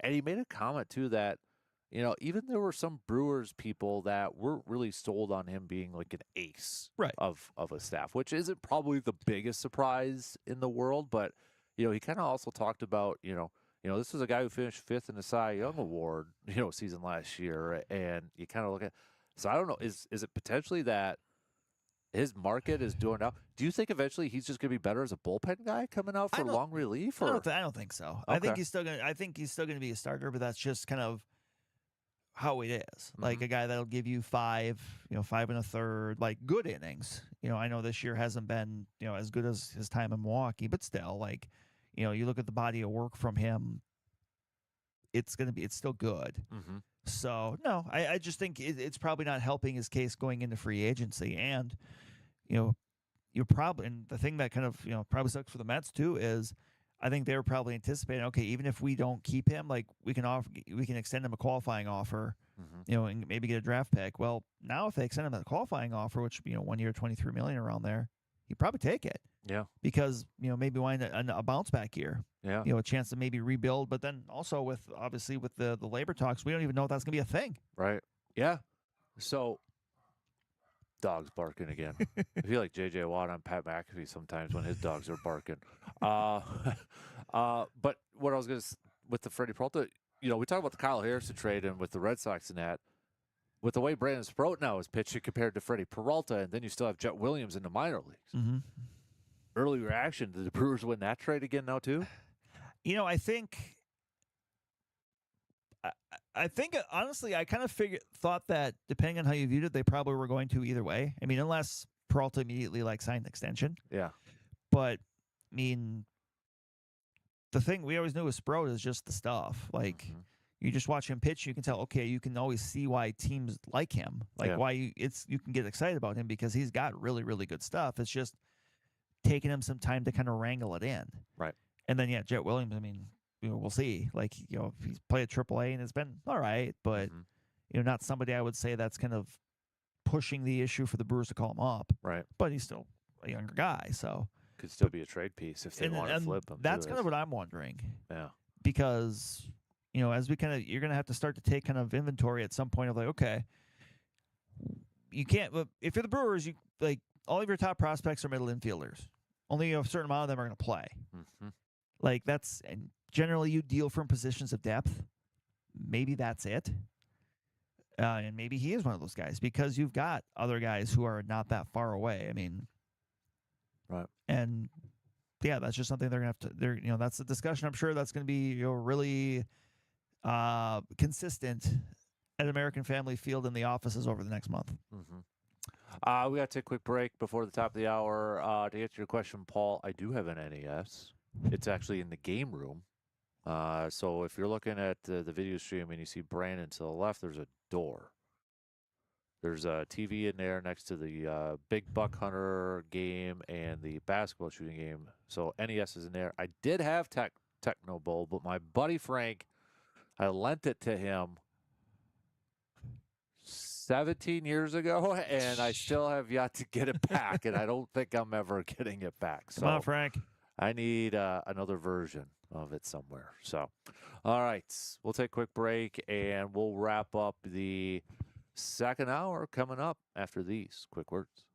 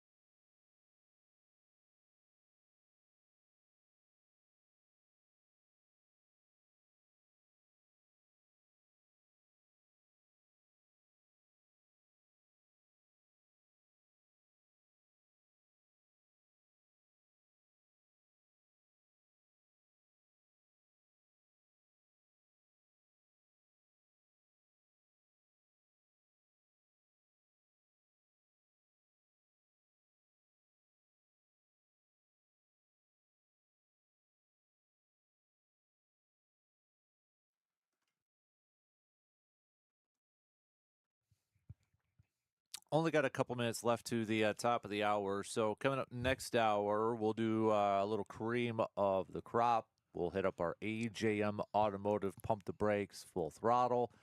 Local Sports Roundup brought to you by Carpenter City, Florida. So not a whole lot going on, but we got some CRBL and Express and yeah, too, so. and obviously, I mean, I think probably the big talking point of the week is probably going to be the shot clock. So I do want to get your we can talk a little bit about too, that. So and that was kind of the big thing that came out of the WIA meetings this week. Yeah, and I know you got a piece up at Chippewa. Yeah, there's Chippewa.com and Chippewa Herald. So, but yep, I did preview this yesterday. I was like, I got to ask Braden about that. So we'll get to that coming up next hour as well. But also, and then, hey, before I'm off for the week, Brandon and I are going to record a podcast. We are. And this was a Brandon idea, the top 5. I would say like heartbreaking sports departures. Figure with, because it can be a trade. It could be free agency. I figure just basically. Do you qualify retirement in this? I guess, but like. Well, I'm just going to tell you, Favre's going to be in it, but that's a different thing. But I would think that would be less of when he retired than came back and then left. Right. Kind of a thing. Yeah. So. Because Favre's in my top 5. Sure. So yeah. Okay. All right. I just wanted to clarify that. So I got my 5. I think. Me I'm too. curious on yours.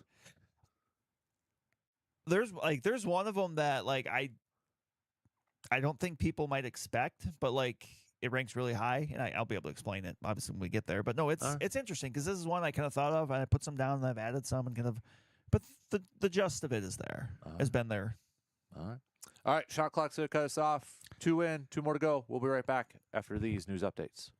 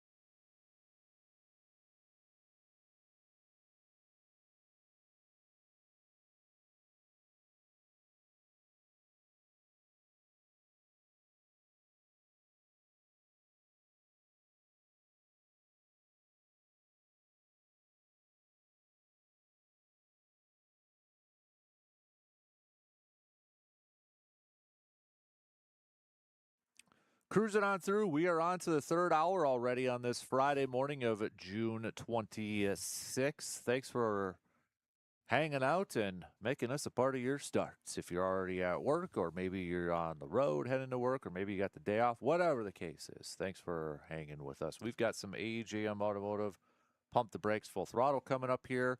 We'll do a local sports roundup brought to you by Carpet City Flooring Center, but we kick off this hour with a little cream of the crop brought to you by Hy-Vee. So I'll give you the honors first. Honorable. There were some good ones this week, but my cream of the crop, I'm going with Linda Cohn. Calling it a career. Yep, calling it a career. Longtime Sports Center anchor. I believe the longest tenured current, active. Yep. But joined ESPN in 1992. Wow. Makes us feel old, right? Right. But yeah, no, and I mean, I think more than 5,000 sports centers, I believe. Obviously, a big part of that. I mean, I think when you're people of our era, obviously you can kind of go back to the time where Sports Center was kind of destination viewing. Yep. And she was one of those anchors. You had that mix of the different ones in there. Obviously, Stuart Scott, Kenny Mayne, Dan Eisen, Patrick, Keith Olbermann, Rich Eisen, all those guys and gals. Like there was just such a big competitive group in there, and she was in there. Yep. And yeah, I mean, and here's the cool thing: being able to go out on her own terms too. That's really cool. Like especially in this media world. Right. Yeah. So that's really cool. So I'm just happy for her. Yeah, that's a good one. You're right though too, because before it really got big, it was Sports Center. Even like before the internet, that was your go-to sports right. If source, you want, like if you wanted to see highlights from a game or something, you didn't just pick up your phone and go and look. I still remember the mid-90s graphics. Oh yes. Where watching and then the picture of like Jordan or something in the corner, and oh god, those were the days. I remember watching, because I think if my memory serves, like when I was in Medford, at that time, our cable package didn't get ESPN, but my grandma in Gilman did. And I remember watching it. Yeah. Interesting. I can remember watching those in Gilman, but I can't remember watching some. But then, we got it, and then, gosh, it was summer as a middle schooler. That was the first thing you turned on. Well, and that because they would like play they would just loop it all more. So and I always thought too when I was younger, I'm like, oh, they're redoing the show. It wasn't recorded. No, you didn't think of that. But and then maybe after a while, once you kind of notice, oh no, this is just the exact same all the time. Yeah, I'm like, oh, they said that the same exact way the previous show. Right. So that's but like that, like I think for me, like the couple ESPN shows that are just ingrained in my head, obviously Sports Center, also Baseball Tonight. Yeah. Like during the summer, especially, like, because it'd be on like 9 o'clock, whatever, 10 o'clock. Like I would watch that like just religiously throughout the summer.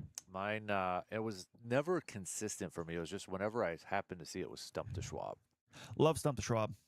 Also, I mean, and that's like ESPN Classic was, that was fun because obviously, I mean, that was when there was kind of the first idea of like, hey, we've got all these old sporting events. But then you had Stump to Schwab. I love Cheap Seats. Yep. With there was some good programming. There were, but yeah. I'm trying to think of some other one, but I even remember too, like watching the home run derby in the '90s when it was during the day. Yeah, like the old ones. The old ones were like, I don't even know if were there like fans there. I don't know. I don't know if there were. But if there wasn't as many as there probably is now, but like Griffey wearing the hat backwards, Bonds, McGuire, those guys. It was just, oh gosh, yeah. Yep. The good old days, man. I haven't listened or watched, but I know Eisen's doing a podcast. Yeah, that's one I would like, because I think it's called This was Sports Center. He's talking to a bunch of people. Like I think Chris Berman was in there. Like just talking to old people associated with kind of the rise of that. Yep. And I think that would be I think the cool thing about that too is that's not necessarily something you have to listen to like right away. It's like it's not time sensitive. Right. You can it's evergreen. Yeah. It's evergreen. I will, the thing is too, like I know ESPN, and I'm guilty of this, and I think a lot of us are guilty of it. We kind of knock it now, but really, how much of a cultural impact it have in our lives? Huge. Right. And I think the thing too is when you think back at all these things, and when you had like, there was like now, if you want information on the NFL, I mean this goes for everything, but just in the sports sphere, like you can get anywhere. But there was a time where like Baseball Tonight was kind of like the only thing to watch, or like you had like NFL Live, where it's like that was kind of the only prime time. Yeah, NFL like that was kind of the only way to get that information. Yeah. Now, I mean, now everyone's got an NFL show, or, I mean, obviously there's multiple shows on the same network and stuff. It's just, now there's just probably too much information out there. Right. But there was a time where that was really all you had. Exactly. And it was good, too. It was. Yeah. So as much as we kind of critique it, criticize it with some of the people on there too, it's like, but that was such a huge, I mean, honestly, Brandon, would we be doing what we're doing today without? Probably not. When you kind of think about it, I mean, no. The impact it had. Right. So, my cream of the crop, I'm going to keep it simple. My kid turns 9 today, so cream of the crop, I got to go to Hudson, turning 9 years old today. So, 29 years ago, Don Hudson passed away today. 9 years ago, my Hudson was born today. Jeez. The thing that was very eye-popping was when you brought up the honest trade and then the Shaq trade thing. Yeah. That was weird. Right? Because, okay, again, how I found out, I still remember this. I was sitting on my steps outside. I must have been playing basketball in the driveway, but I had a radio. That's how I found out. Shaq was going to the Lakers. Heard it on the radio. Jeez. I just remember sitting on the cement stairs, like listening to it, and I must have been, again, playing basketball in the driveway or something, because why else would I be sitting out on the front steps with the radio? But yeah, because I had a Shaq themed birthday party too.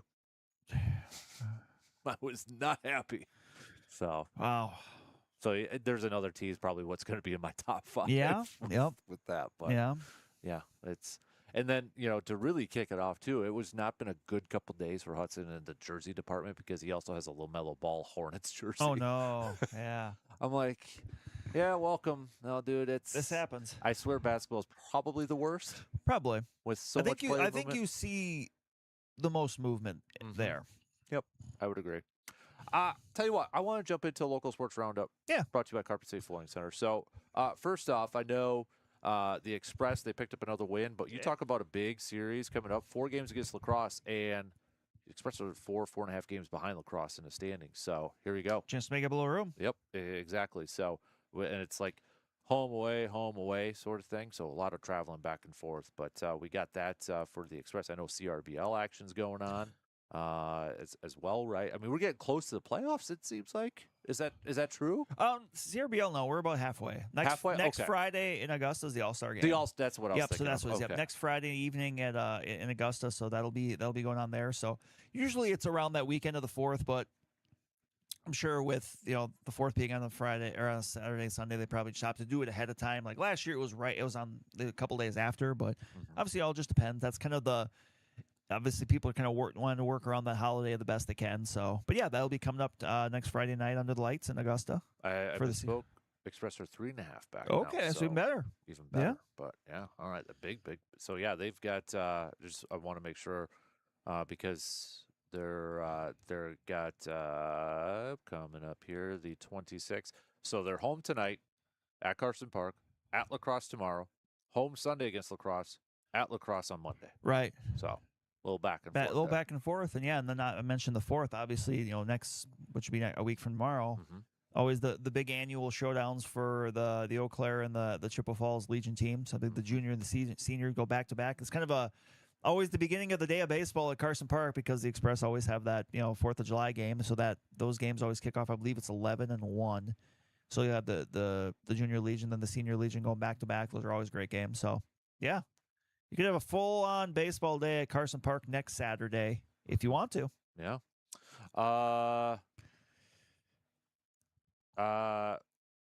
Okay, I got sidetracked there. I know the Eau Claire Axemen are also in action. They're going to be on the road this weekend, though, against St. Joe's off week next week, and then they'll be back home at Sonnentag. So also that's going on here, too. But as you alluded to, you've got the shot clock news. So it's a little it's getting implemented, but varsity level, non-conference, but it has to be agreed to for the first year. Right, both teams, yeah. So both teams in non-conference have to agree to do it, and they'll be able to do it, and and then it'll actually be presented. I believe it's at the meetings next spring, where then I think everybody votes on it, and then if it passes there, then that would be for 27-28, or maybe it could be full time. So, but this is a big step. This is something that has been out there and kind of been discussed for a while. And I know I've talked to a bunch of people about it, and there's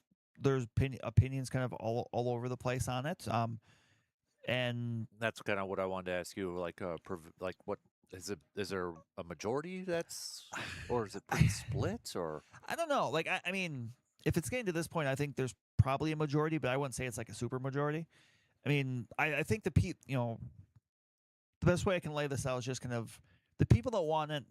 The biggest positives they say is, I think the biggest impact it's going to make is at the end of games or at the end of halves, because you're not going to necessarily have the ability to run out 2 minutes on a clock.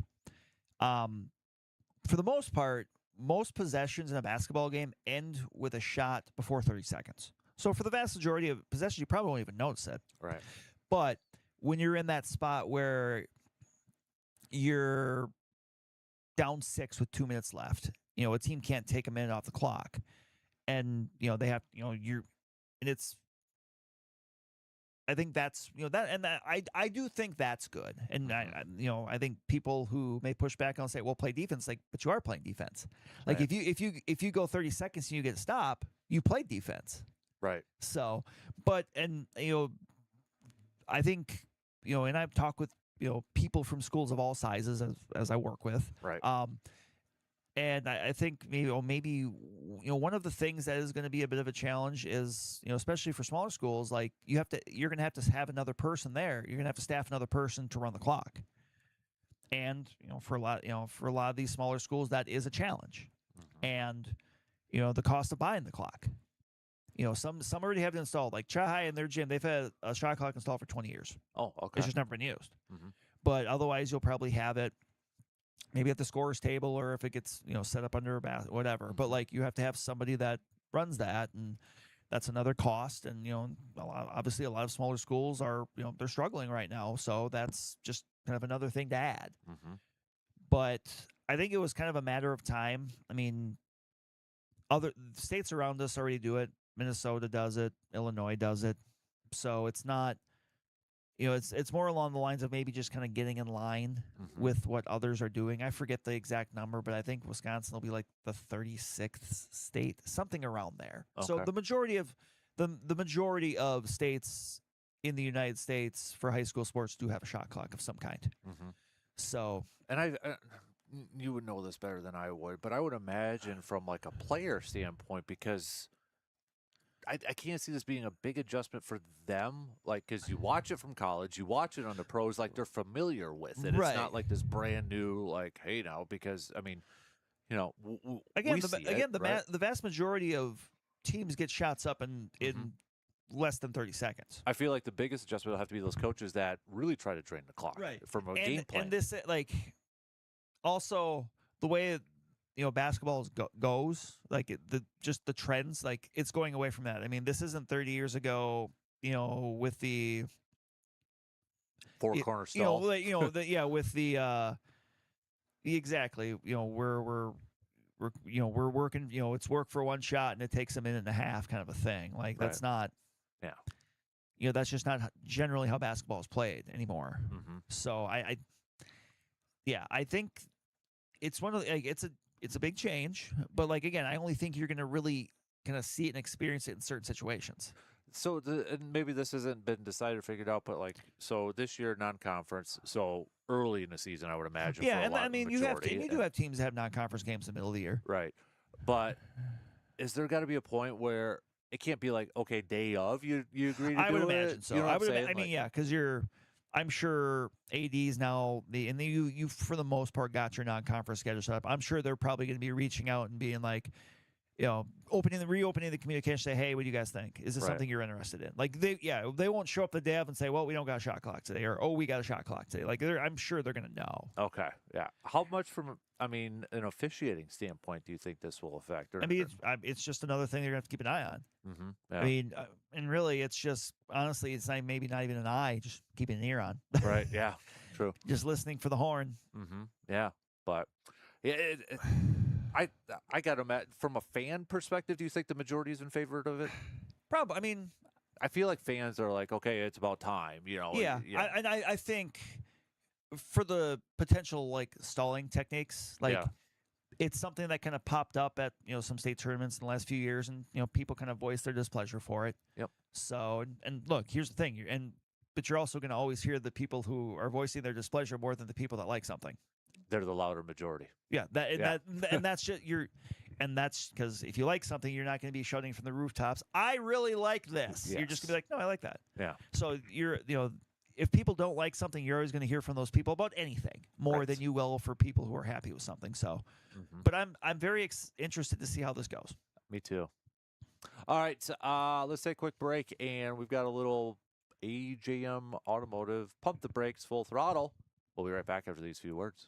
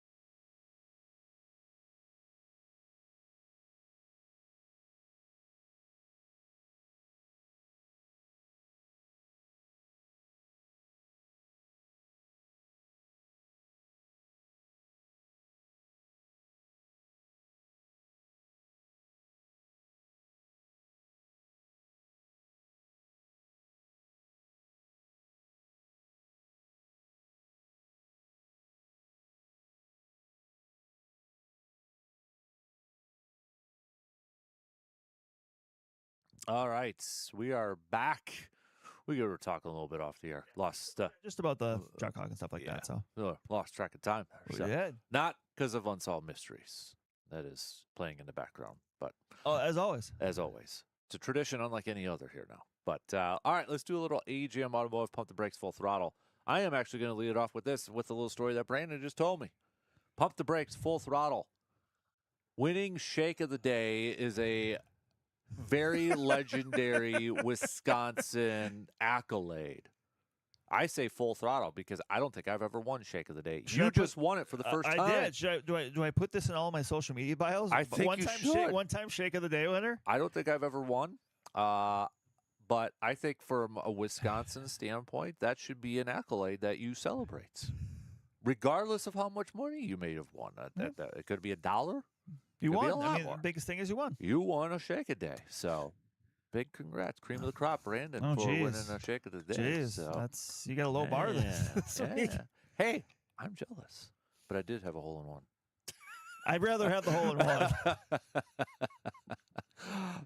Pump the brakes, full throttle. Did the Bucks get adequate return for Giannis? I will say full throttle and adequate. Mm-hmm. Now the big thing here is going to be ultimately what happens with Tyler Hero. Yeah. Because honestly, that's one where I kind of understand both sides of it. Where look, if this is kind of a stripped down rebuild, you kind of obviously he's someone with value. Mm-hmm. He's someone that you can continue to acquire pieces for, i.e. probably draft capital, because that's still something that you don't really have much of the next few years. I mean, I do like the fact that the draft picks were like 5 years in the future, which obviously doesn't do us, it's not going to do any good for the team immediately, but like, I'd rather roll the dice that in 5 years, maybe that Miami Heat team is at the end of its peak. Yeah. And plus, we don't know about the draft rules in 5 years, so it's possible that, that may be a better way to get a higher pick. But also, like, because Tyler Hero, I believe, is last year of his contract, right? Yep. So, I mean, and it's a similar thing on a lesser scale where do you want to bring somebody in and not get anything for return that when he's got some value? Right. But at the same time, he's a good player. Mm-hmm. That, from reports, wants to be there. Yeah, so. And he's an all-star local kid at a time when, look, the team's going to need some buzz. It's going to need some reason for people to turn out to Pfizer for him. Mm-hmm. Like, I can still understand that as well. I saw the comparison from some basketball video because I think there was a group of former players doing it. I can't remember who it was, but they're like, okay, can the Bucks make the playoffs with this roster? And a lot of them said yes, but they used the comparison that Tyler Hero needs to be Tyrese Halliburton for the Indiana Pacers now. And I thought that was an interesting comparison. Interesting, yeah. Yeah, and, we'll see how the rest of this, kind of cycles out. I mean, I think the news yesterday was both Kevin Porter Jr. and Jericho Sims kind of opted in, use their player options. Yeah. Which, I mean, I think they're both useful players. They are. It's just now you got a loaded, not loaded, a crowded backcourt for the Bucks. And that's even kind of going back to the draft where it's like, well, I'm like, my mind was like, just take whoever you think the best player is. Like, you're not in a position to kind of pick based on position because the NBA is kind of positionless anyway. Mm-hmm. But like, just at this point, you are just in talent acquisition mode. Yep. If it's two guards, it's two guards. Obviously, it wasn't, but like, if that's what it is, then that's just what it is. Right. So, yeah, like I ultimately, this is a roundabout way of saying no. I think I preferred this way better than a potential like Jaylen Brown because you just didn't know like. If Tyler Hero wants to be in Milwaukee, that's helpful. Right. We don't know about Jaylen Brown.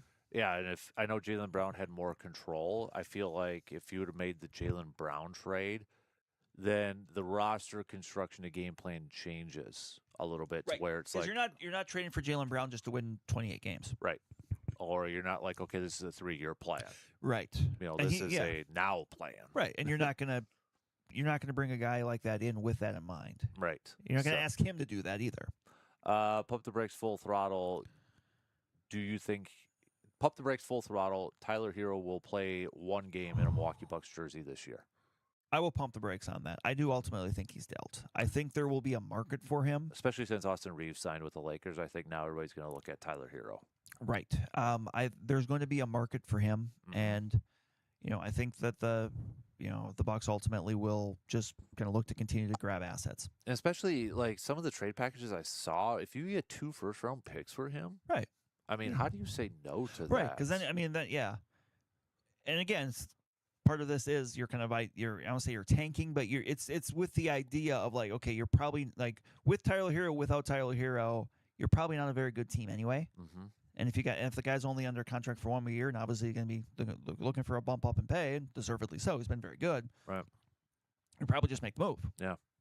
Pump the brakes, full throttle. You do not fault the Bucks front office over these last few years for some of the moves that they did.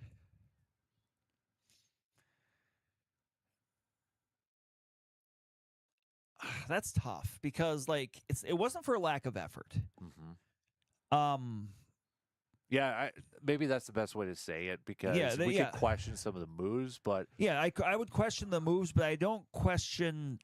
They tried, which I feel like I won't say that I guess I don't know how we would phrase that in a pump the brakes or full throttle question, but like because I feel like the fans that want the Brewers to go all in and go for it, the Bucks did that, didn't they? It's just it wasn't necessarily maybe the greatest moves, right? But, and the difference was that they had a championship when they did that, right? But you're right, like they made I won't fault them for making the Dame Lillard trade. I won't fault them for even last year trying to doing something that not a lot of people had really done, which was stretch the rest of the Damian Lillard contract and bring in Miles Turner. Right. Like I don't fault them for that. You can we can kind of at the end of the day say, okay, yeah, those moves ultimately didn't work, but you can't say they didn't try.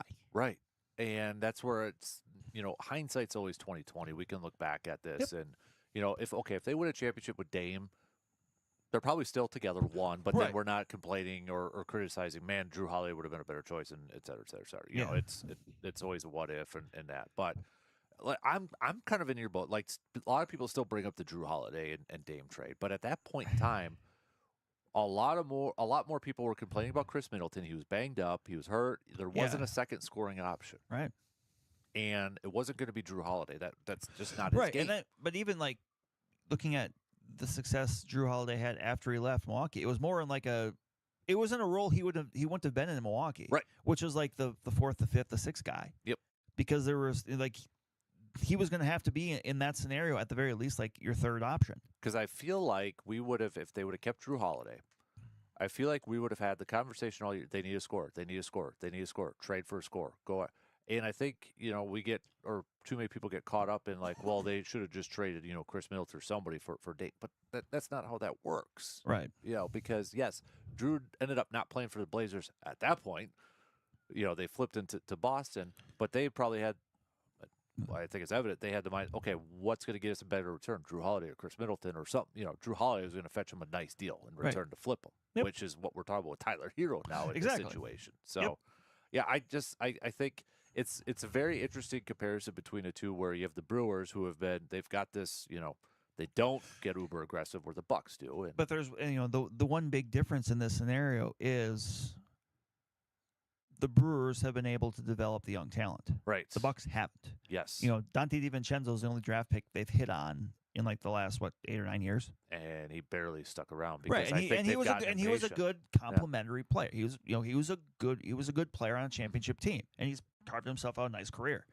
But it's not as if they drafted, the Robin, to the Batman of Giannis. Mm-hmm. I mean, obviously that ended up being Middleton, but that was a trade. Right. I feel like the NBA as a whole, and the Bucks are definitely one of the guilty parties of this too. They get so impatient with draft picks. Yeah.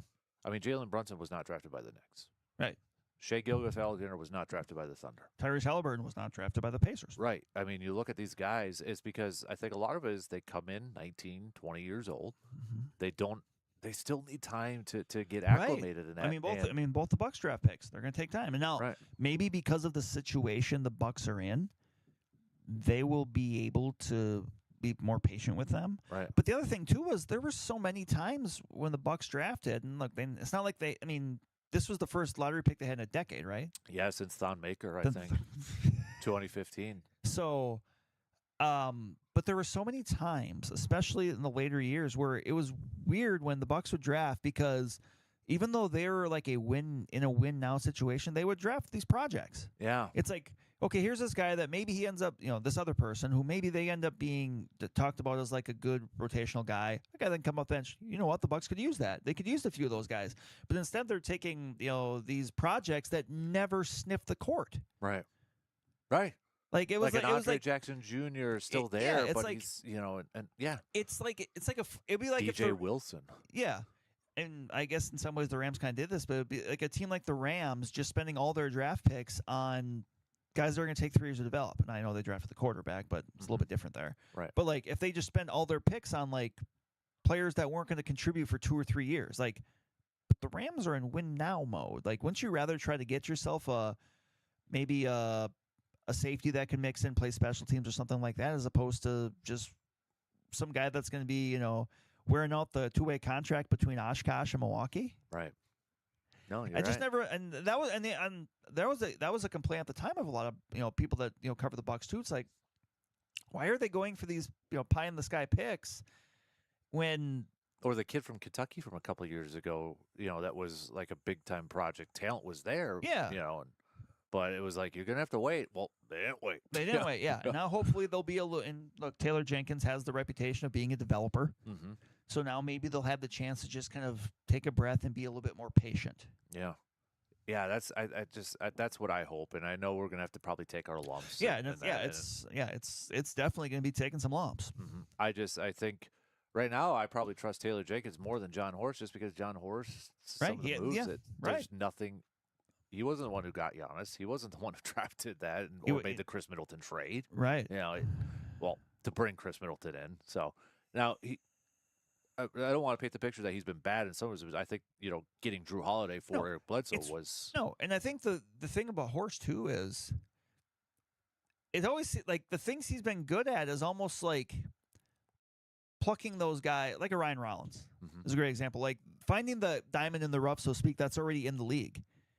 Like Usmane Dang, the guy they got, I think it was Oklahoma City. Like he was someone that, look, he's still very raw, but he's only like 22. Yeah. Like, and there were times where he kind of flashed like, oh, okay, this could be interesting. Like kind of plucking out. It was like back in the day with when Doug Melvin ran the Brewers, where he would, they found guys off the waiver wire or guys like a Scott Pasednik, Derek Turnbow, like guys that they were able to kind of pluck out of obscurity and get something out of them. Eric Gagne. Well, I think he had already he was past his peak at that point. But like, you know what I mean, like players like that. Where I had to throw Eric Gagne in there. So we need to find a way to get Eric Gagne in the conversation a little bit more. Did you think about some of those? How he brought in some of those closers at that Eric Gagne, Trevor Hoffman, K-Rod. Oh, and you go even earlier on. I mean, it was like almost a year or two revolving door. Yeah. I go back to Curtis Laskanek and Mike DeJean, and then obviously you're going into Turnbow and, Dan Kolb, who they got. It was another guy who they got an all-star out of. Yeah. Throwing basically just cutters. Yeah. But I know we're going a little bit long on this one, but I mean, it's, we went a little long on all of these. We've only had like 3 of them. I think so. But pump the brakes, full throttle. Jacob Mizorowski should start the All-Star game right now. Full throttle, I will say right now. Do you think he will, though? I don't. I ultimately think it'll be Christopher Sanchez. If it wasn't in Philly, yes. Would it be Mizorowski? Yes. Yeah. Unless Sanchez, basically, unless he struggles to the point where, okay, we can in good faith do that. Where, if he has a couple bad starts and suddenly he's sitting there with an ERA of 3, where he's still an all-star, but okay, obviously. And look, and also part of it might depend on how the chips fall as far as how people make starts. True. Because, that's here, we don't know. Like if Mizorowski ends up being slated to start that weekend series before then he probably won't. Because obviously he probably won't pitch at all then. Right. So yeah, there's so many deciding factors. I mean, that's why Freddie Peralta didn't pitch in it last year, because of his start, and that's what allowed Trevor McGill to get in, and then Mizorowski ended up getting in anyway. So, but yeah, Miz is going to be in it, and I know that's going to be a topic of conversation when he doesn't start. But I mean, yeah, it might not being a non-issue. Right, exactly. So, pump the brakes, full throttle. Kyle Harrison is going to be an all-star. since we're kind of wrapping I'd up say some full of these throttle right now. Think they'll give it to him? I think you should. Because it's decided by managers. Yeah, it's an MLB, right? Or is it just managers? I believe so. I think it's maybe, but like, I think he should. I think pretty much, and I get there's more of them this year, but I feel like if you're a starter and you have because is this ERA still under 2? I think it's a little over 2 now. A little over 2. I'm sure the athletic starts. Athletics, yeah. But yeah, I mean, if you're being, I think you should definitely be in that conversation for it. Pump the brakes, full throttle. Freddie Peralta's struggling because it's him being in a big market. Kind of like the Devin Williams conversation from last year. I would pump the brakes on that. I just, different situation, and maybe it's just not clicking for him right now. I wouldn't specifically say like, oh, he, there's the bright lights, and then suddenly he's kind of, shriveling up or anything like that. I just think it's just, it's been a bit off. You look at it is interesting to see Willie Adames, Freddie Peralta, moving on and into that. And now Willie Adames has mentioned, I don't think he gets traded because I think that contract that's a lot. That's a lot like, to do. There's not that many teams that can take that on. Right. I mean, Devin Williams, even to a point a little bit with Josh Hader. Right. He's just been hurt more than anything. Right. I mean, you see these guys, and it's almost a little Green Bay-esque where they always had like, hey, we're going to move on from a guy a year too early. And it seems like the Brewers have kind of been doing that lately with some of these guys. Yeah. I don't know if it's I know trade talk is going to be talked about more and more and more and more and more. But, I mean, you look at some of the moves. I mean, if the Brewers ultimately don't make a trade, do we just trust Matt Arnold? That he knows? I mean. Well, look at last year.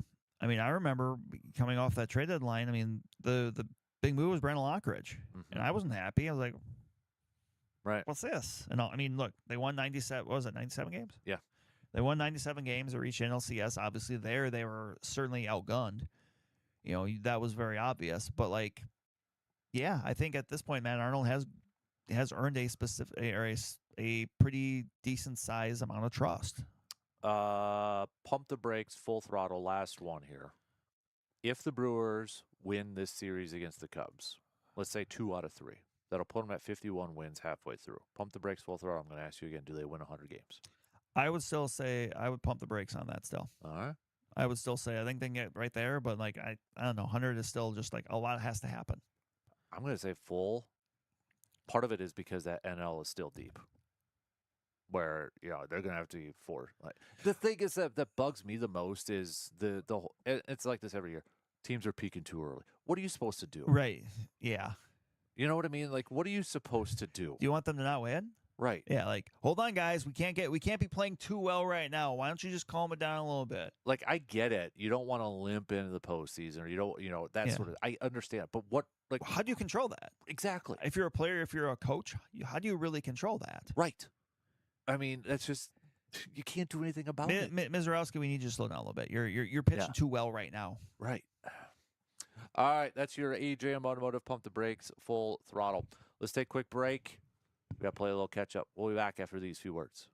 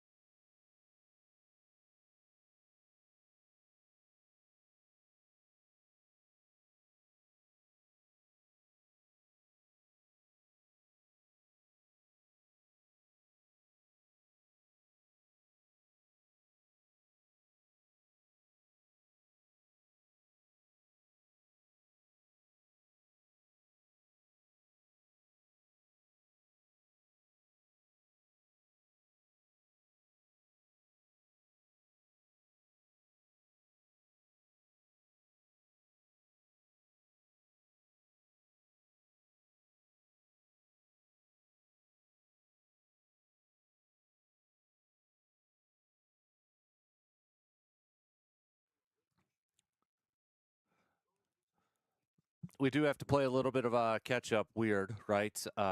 Brandon and I usually go a little long on We stuff. talk too much. Yeah. So we do have to take one more break before the top of the hour, so don't yell too much. But we were getting enthralled into this Unsolved Mysteries episode about treasure in Lake Michigan. It's based on Wisconsin. Lake Michigan, eastern side. Like, why is there gold chests in Lake Michigan? They're explaining it right now. Which, okay, here's the map. Oh, okay, that journey through Quebec and all. Well, I was freaking out at first because I got the land and the water mixed up. Okay, it is kind of weird to think that they all connect. Yeah, that way. That's why they're Great Lakes. Superior doesn't connect though, does it? I don't think it does. I could be wrong. I'll have to look at a map during the break, but I do want to. I have a magnet. I do want to go magnet fishing. I like that to me. Like I want to. This is how I envision it because I've seen videos before in the past, and if anybody's done it and you found some cool stuff, let me know because the videos like the Prohibition era. I want to find like some creeks, rivers where maybe like John Dillinger or Al Capone threw something out and find one of those old Tommy guns or something like that.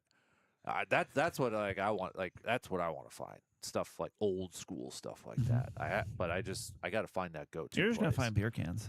Probably. That is Wisconsin. Beer cans and lures. Yeah. Yeah. I have not had any luck. I've only tried a couple times in the Yellow River.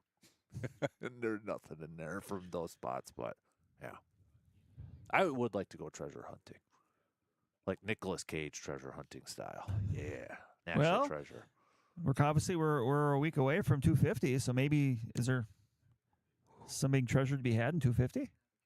Why not? By the way, the best Independence Day movie is not Independence Day. July 4th themed movie is not Independence Day. What is it? It's the one behind you. Dan Kasper? No. Louisville Slugger? No. Oh, Jaws. Yes. Yes. Jaws. Yeah. And then National Treasure. Okay. I wasn't turned around enough. No, not Rocky. Jaws. There's only 2 movie posters up in the man cave: Rocky and Jaws. Is Rocky IV a Christmas movie? It is. 100%. We don't need to get on this one. It is. Come on. Chipmunk Christmas music's being played with Paulie listening to it. It's the fight takes place on Christmas. Fight takes place on Christmas. The Cold War dies on Christmas. Yes. I don't know why this is so hard for people to accept. There is a Rocky book coming out in the fall. I have to make sure I pre-order that and get that. But yeah, it's actually, I have it saved. It's a sports writer wrote it. Let me bring it up before we have to take our last break for this hour. There seems to be a lot of books coming out this fall, like Peter King's books coming out. And then this one, let me see if I can bring it up here really quick. But it's like the making of Rocky. Yeah, Going the Distance, Stallone, Philly, and the story of Rocky. Mike Zaleski. He wrote, what were the sports books that he wrote? He wrote, the Kobe Bryant Rise, Magic in the Air with Dr. J. So, yeah. I'm excited for that one. But, all right, getting off on tangents. We got to take a break, and we'll wrap up the third hour. We'll get back to some more Brewers and Gubbies chat in the final hour. And, hey, whatever else you got out there, let us know. Hit us up with a message on the Section 105 chat, or you can hit us up on the Shoe Doctors bullpen line with a quick text, 715-830-1912. Quick break, and we'll be back to wrap up the final hour after these few words.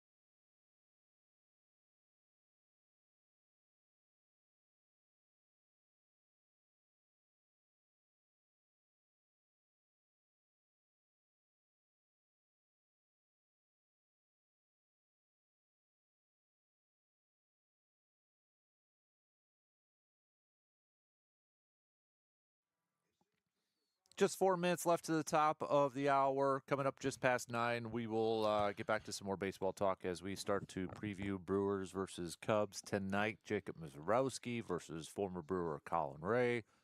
Kyle Harris on the mound tomorrow for the Brewers, and then Brandon Woodruff gets the series finale coming up on Sunday as we will wrap up the first half of the season already after this series mathematically for the Brewers. Some teams have already kind of are there in that, but Brewers mathematically will do that after this weekend. So, and then think about it, All-Star break is coming Couple up weeks. here. Yeah, a couple weeks. That's when probably trades will really start to get going here. At the very least, I think a lot of times maybe the discussions that kind of maybe set some frameworks happen over there. Yeah. Kind of like how in the winter the winter meetings kind of, if the trades don't happen there, a lot of times that's where teams kind of exchange, okay, this is what we're thinking, well, what are you thinking, that kind of thing, and then they circle back to it. Yeah. So, but I feel like July is just going to go through quick. Yes. It's going to run through quick. But yeah, so we'll talk a little bit about this series coming up here. And Cubs' offense is playing better as of late. Dansby Swanson, Pete Crow Armstrong, those guys are playing better. So should be a good matchup that definitely excited for to see how it plays out. Yeah, I mean, it's a series that always going to have juice, but, especially with, both teams playing really well right now. Mm-hmm. Yeah. Obviously, for the Cubs, this represents a chance to kind of, they've trimmed into that gap that they've had a little bit. Obviously, they're kind of going to this thinking, hey, if we can cut in that a little bit more, especially after the Brewers swept the first series, that would, obviously be very good for them. Right. It's almost timing-wise when the Brewers swept them. Is that kind of when things went south a little bit for the Cubs? For a little bit, around that time, and then within like the last week and a half, they've kind of really pulled the nose back up in a big way. Feels like they're really riding on their offense to carry them until they get healthy with pitching. Right. Yeah, they've had a lot of injuries on the mound. What'd you say during the break, too? The Mets fired their manager? Yep, the Mets fired Carlos Mendoza. So did they name an interim yet? Andy Green, who I think was on their staff. Okay. If I remember correctly. All right. So probably not too surprising. No. Yeah, Andy Green will take over as interim manager, so Carlos Mendoza. You kind of wonder if the Mets don't make it as David. He might be. Like, that's the one thing, too. I just have to imagine going to your childhood favorite team and then having it not go well. Yeah. Like in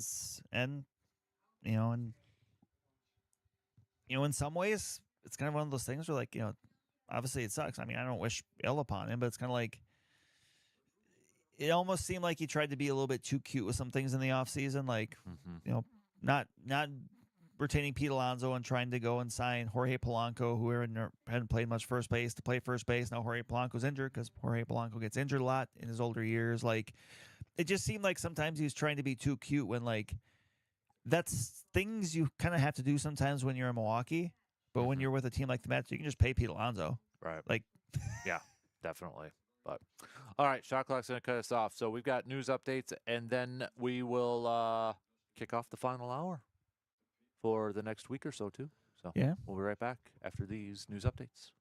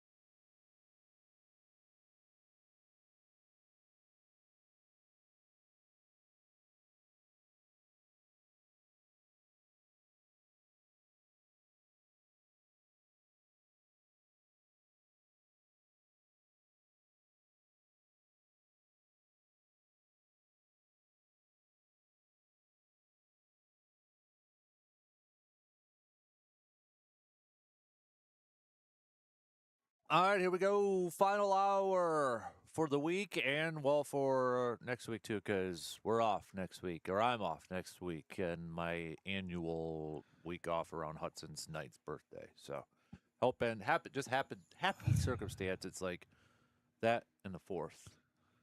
Used to be, it started off, I would just take because I didn't want to work after the 4th because fireworks would keep me up late. And then because neighbors don't know the rules and they would light off fireworks and you just never got sleep. I'm like, screw this.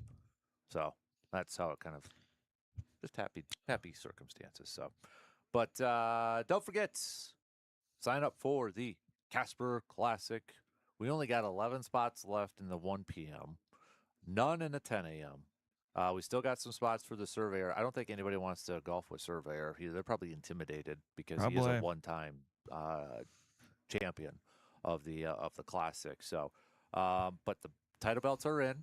They are in. So they're sitting in the studio right now. But get over to our website.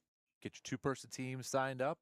If you would like to sponsor, please reach out. If you would like to donate a raffle prize, because that's where all the proceeds, 100% of the proceeds, go to help benefit Backyard Dreams. Please, please, please reach out and help out. So, again, to sign up your 2-person team before it's filled up, go to our website, sportstalk1051.com and or wayradio.com, and sign up your 2-person team for just $90 at Lake Hallie Golf Course, Friday, August 7th. So, we've got a couple of messages, texts I have to get to here. Surveyor, this was a little bit earlier, but I missed it because I wasn't paying attention. Yes, winning a shake-a-day is legendary, but there are tiers. Good point. Winning a 5-dice 3-shake while farming isn't nearly as impressive as getting the sealed plexiglass 10-dice shaker that requires 7 of a kind. Greater. So, thank you for that. He's like, am I wrong, or is The Patriot a better 4th of July movie than Jaws? I mean, that's hard to argue. I mean, Patriot is a classic. It's one of my, I wouldn't say top 10, but I've been seeing a lot of clips, and I actually kind of want to, I've been seeing clips of it. I'm like, I got to watch The Patriot again. So, but it's a very good movie. Very good movie.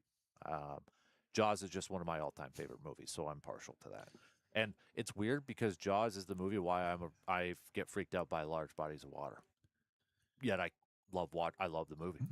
But so you only like large bodies of water if there's a dangerous shark in them?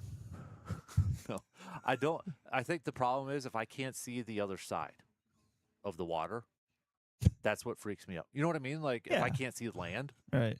It gives me it doesn't freak me out. It gives me the heebie-jeebies a little bit. Right. Big waves. Yeah. So, and I'm sure, like, obviously, if you're out fishing on a lake, generally you can always see. Unless you're in the Great Lakes. Yeah. Yeah. Like and it's like whenever I see the Great Lakes, whether it's Superior or Lake Michigan, I'm almost entranced. Like, wow, why is that so big? And there's just I think there's so much unknown that you can't see under the water right now. Well, and then like especially like Lake Michigan, my first thought is there gold? Oh Jesus!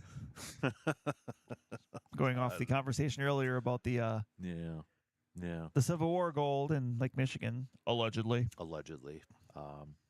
But then whales creep me out because nothing that big should be underwater. So that's whales creep me out.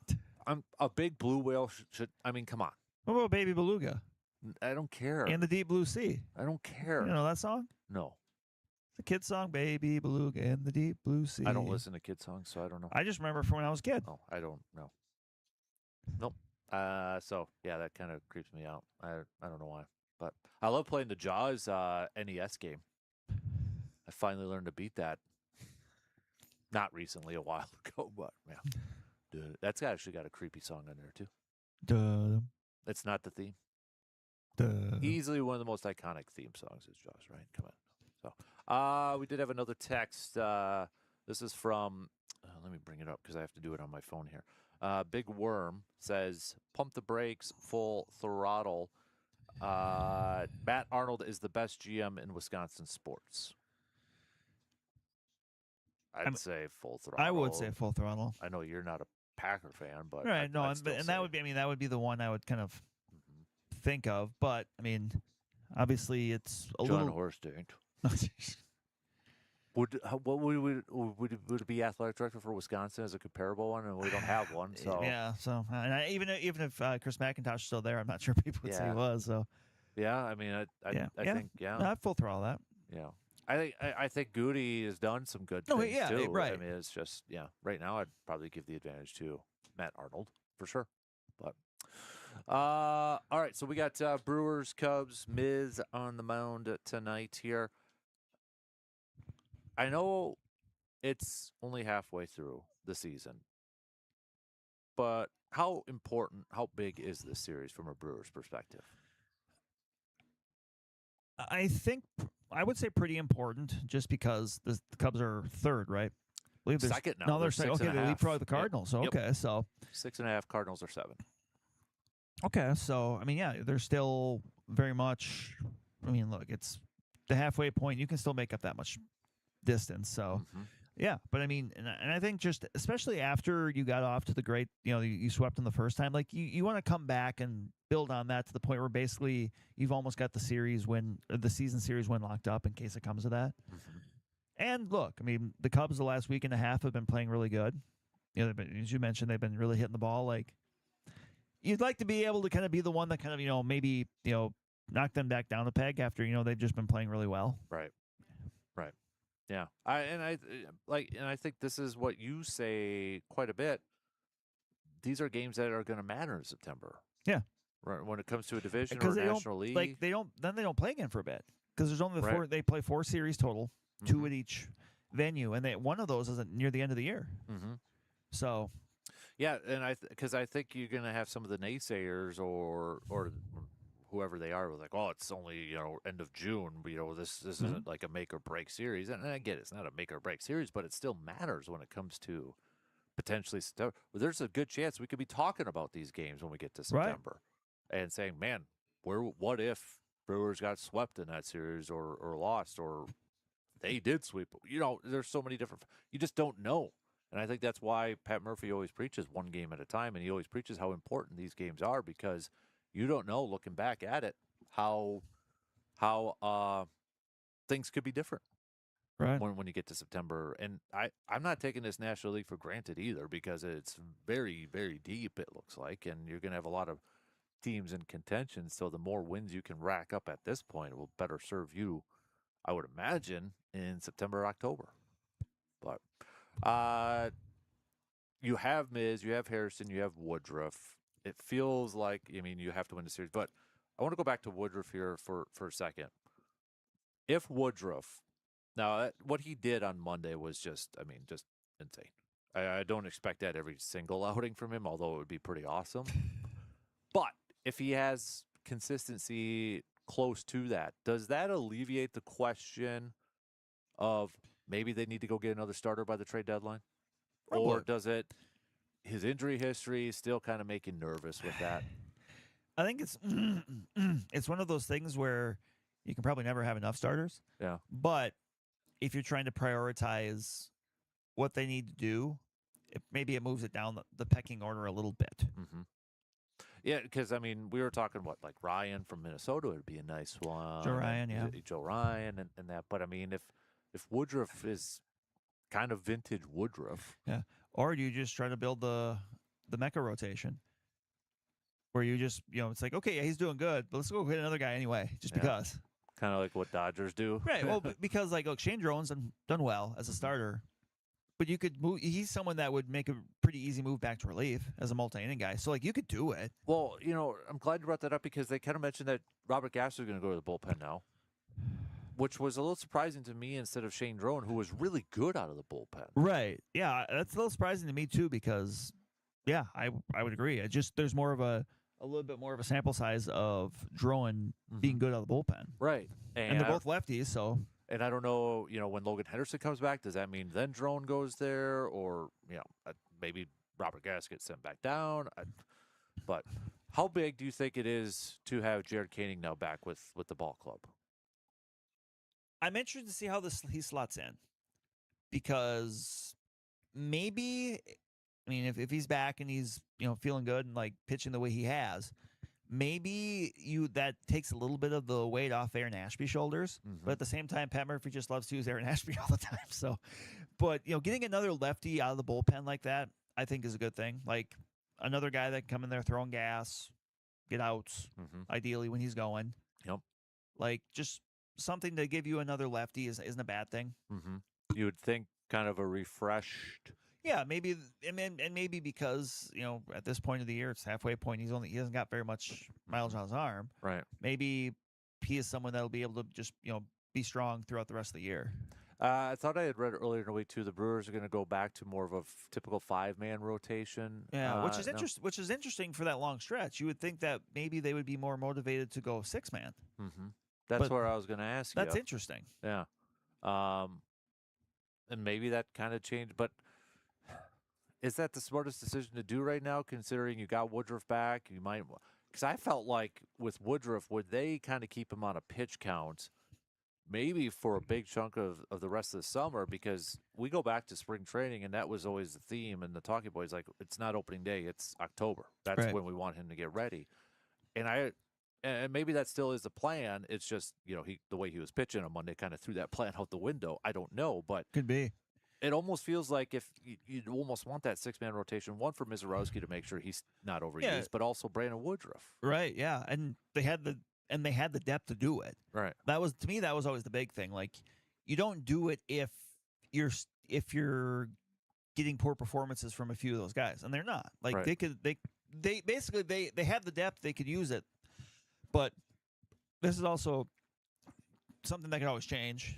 Or at the same time, like I think at this point they've probably earned the benefit of the doubt of, okay, well if that's what they want to do, then I'm sure they have a good reason for it. Right. All right, we got to take a quick break, but we'll have more baseball talk. Hey, send us some questions, some segments, some topics in the final 45 minutes you'd like us to discuss. We'll take a quick break and be right back in just a couple minutes.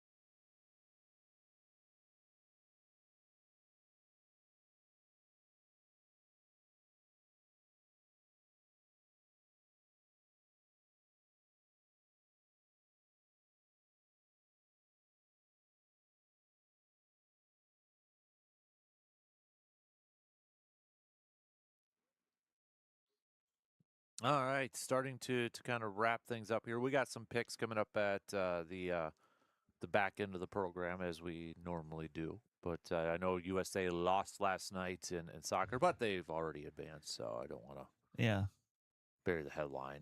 And I don't know if but so have they come out with that schedule yet? Do you know off the top of your head? I believe. I mean, I don't know if they have the full schedule, but I believe it was locked in who the USA is playing. Okay. I believe it was Bosnia. I always forget yeah, you got to pronounce this, man.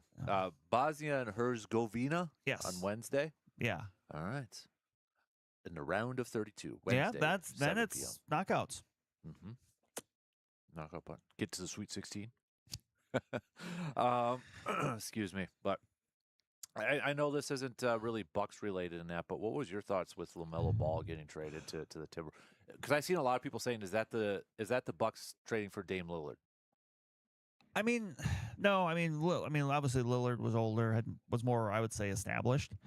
Mm-hmm. And wanted out vocally. I had seen someone kind of bring up the interesting idea that usually the Timberwolves and Connolly have kind of been a little bit ahead of the curve when it comes to like trends in the NBA, and kind of looking at where they're at in the West and kind of what they're up against. Maybe they thought, or they looked at the idea of like, okay, you've got Victor Wembanyama, you've got Chet Holmgren, you've got some of these teams of size. Well, how do you kind of combat size? What's shooting? Mm-hmm. Yeah. So. And the Timberwolves had a lot of size in the last couple of years. Yeah, so. And obviously they got Rudy Gobert, they got some other guys, but I mean, it is going to be a hit, I think. I mean, Naz Reid was very much in the middle of what they do, like kind of a heartbeat of the team kind of guy. Yep. I think he'll do well in Charlotte, but I think it's one of those things where you try, you kind of felt like maybe you had to kind of reshuffle the deck a little bit, because the last few years and you've done a lot, you've made some deep push in the playoffs, but you haven't quite been able to get over the hump. So you kind of figure, okay, let's move some of these things around and see if we can maybe get a different result. Right. Yeah. But it definitely was a little bit of a surprise yesterday to come down. It feels like the Timberwolves have been looking for a point guard for the last couple of years too. Right. Because they would have like Mike Conley, which maybe he can kind of hang it up now or call it. But it was like Anthony Edwards or Dante DiVincenzo when he was still there in the backcourt too. But I know there's a lot of questions about this move, but we'll see if it pans out. Yeah, plays out. But it's Khan's team at Charlotte. It is. It's his team. But and then earlier in the week too, we had Dusty May leaving Michigan to take the map. That I think came out of nowhere. No surprise. So I mean, completely changes I think things in the Big Ten when we talk about college basketball and that. But again, I think this is another sign of, if I'm the NCAA, I'm looking at, I got coaches, top tier coaches that are retiring or moving, leaving. This is a defending champion who's been to Michigan for only a couple years, and he's already jumping ship. Right. I don't think we would have been talking about this 20 years ago, where a national champion winning coach, maybe outside of Billy Donovan, for a little bit, but going back obviously further, I mean, like guys like Rick Pitino and John Calipari did it, but like it wasn't that quick. Right. And it was, I feel like it was, I just get the impression he's doing this more so because of the current state of college basketball and not necessarily like, hey, I want to try the pros now. Right. And it's not like he's been coaching college for that long where, Florida Gulf Coast or Florida? No, it was Florida Atlantic. Florida Atlantic. And then you go to Michigan. So it's, that came out of nowhere, and I'm curious to see how it affects the Big Ten now and for basketball. It's very interesting that the last few years Michigan has had two different coaches win national championships and leave for pro jobs. Now the obviously different circumstances from the Jim Harbaugh one. So far. So far, but yeah, that's just interesting. Like, look, let's put it this way: if you're a Michigan fan, like, would you sign up for that? I feel like if I was a Badger fan, I would. Badgers would, but Michigan different? It's obviously different. But and obviously there's more in play for the Harbaugh one, even though he was a Michigan man. But he was one that was already kind of had his eyes on the pros. Remember, he was a finalist for the Vikings job that ultimately went to Kevin O'Connell. He thought he landed the Vikings job. I felt like ever since he took that job at Michigan too, even though you say all the right things, it just felt like he's going to be back at the NFL at some point. Yes. Like he got a chance to go home. He got obviously leading his alma mater to a national championship was big on his. Mm-hmm. I'm sure things he wanted to do, but yes, it still ultimately felt like okay, he's going to be back in the pros. Mm-hmm. But you just look at the last. I mean, Brad Stevens leaving to go to Boston, and now he doesn't even coach anymore. He's with the front office. But I mean, Brad Stevens making the jump from Butler to the Boston Celtics. Dusty May, doing it. Billy Donovan did it a while ago and that. But I mean, it's just, I don't think I'm ever, especially for a brand like Michigan. Yeah. Coming off the national championship, and I guess I still view Michigan as a football school, but I mean they've got quite the lineage of basketball too. Let's not downplay that. I mean they Fab Five. Yep. Then they lost the national championship, but maybe it's vacated now. But with Louisville, the old, who won it that year? Was that nobody? Was that 12, 13 or something, somewhere around there? But I think it's a little bit more rare to see somebody who's at a premier program to leave that quick. Right. And I think that does not bode well or look well upon current state of the NCAA. Right. And obviously there's a lot of things right now kind of in play as far as, what college athletics might look like with, certain things being talked about, like the proposal of, 5 for 5, that kind of stuff. Like, we don't know yet, but it's, I don't want to say tumultuous, but it's a very busy time for college athletics right now where they're trying to kind of figure out, okay, what's what. And I feel like, too, and this has been said before, but for a coach to make the jump to the pros, college is always going to be there as a fallback. Yeah, if he goes to Dallas and just completely struggles and it's just the pro game isn't for him, and he's like Rick Pitino is the example of that. Yeah, he'll still have a premier school somewhere say the pros were the pros, but you've won a national championship in college, come here. Yep. Come here. Yep. That's where I'm a little surprised, maybe Billy Donovan isn't, coach, or, Jim Beeline, John Beeline, excuse me. John Beeline tried it for Michigan, then he went to the Cavs, and that just didn't work.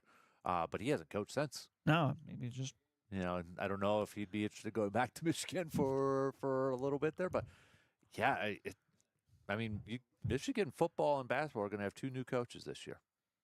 Yeah. Your guy over there. Kyle Whittingham, yeah.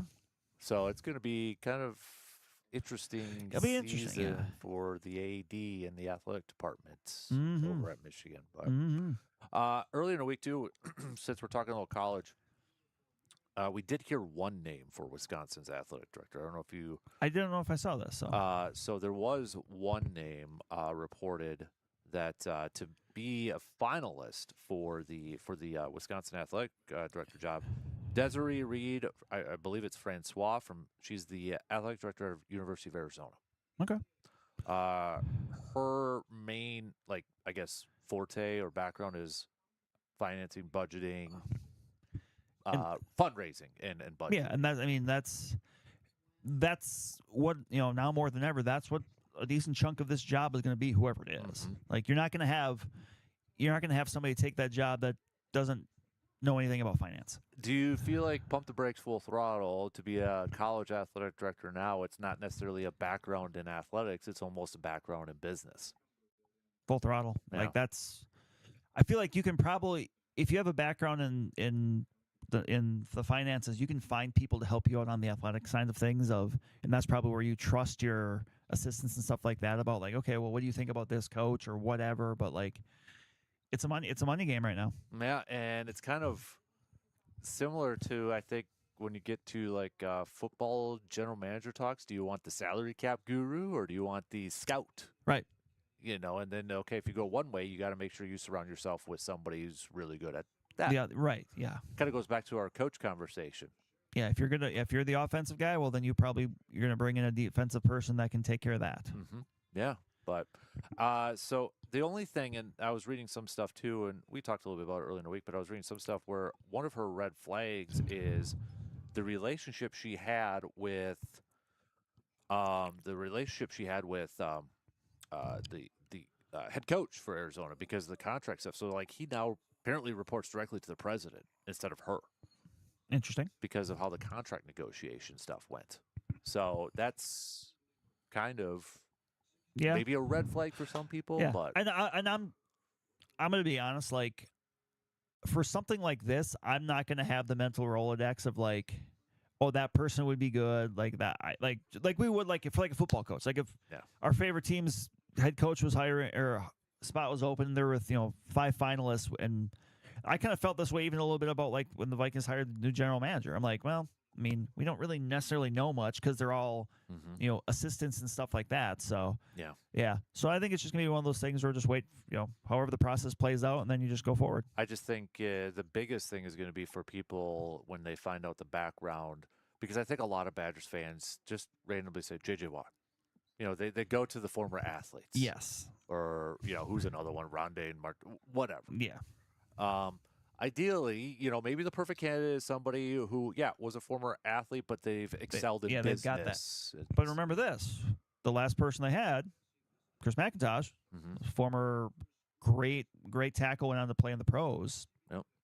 Yeah, so I mean, there's examples of both, right? I mean, Barry Alvarez was a really good athletic director, was more of the athletics background, but would Barry Alvarez be a good athletic director in today's? Right. That we don't know. Really, we don't. But that's, for me, I guess, I hate saying it because, we want to be sports purists, but I'd probably rather have the athletic director that has a background of more of the business side of, all right, fundraising, budgeting, naming, right? It's money now. Yeah. Who can get the most money into the program, and then the teams can kind of spend the money. Because now you got teams that are getting their GMs, right? I mean, you got football GMs, basketball GMs, right, and that. But, yeah. All right. Because we got to be getting close. I mean, if they want it before football season, you would think that they're going to be naming someone soon, and then the transition of, getting acclimated. I don't know. But all right, we got to take a quick break. We'll be back to wrap up the last half hour after these few words.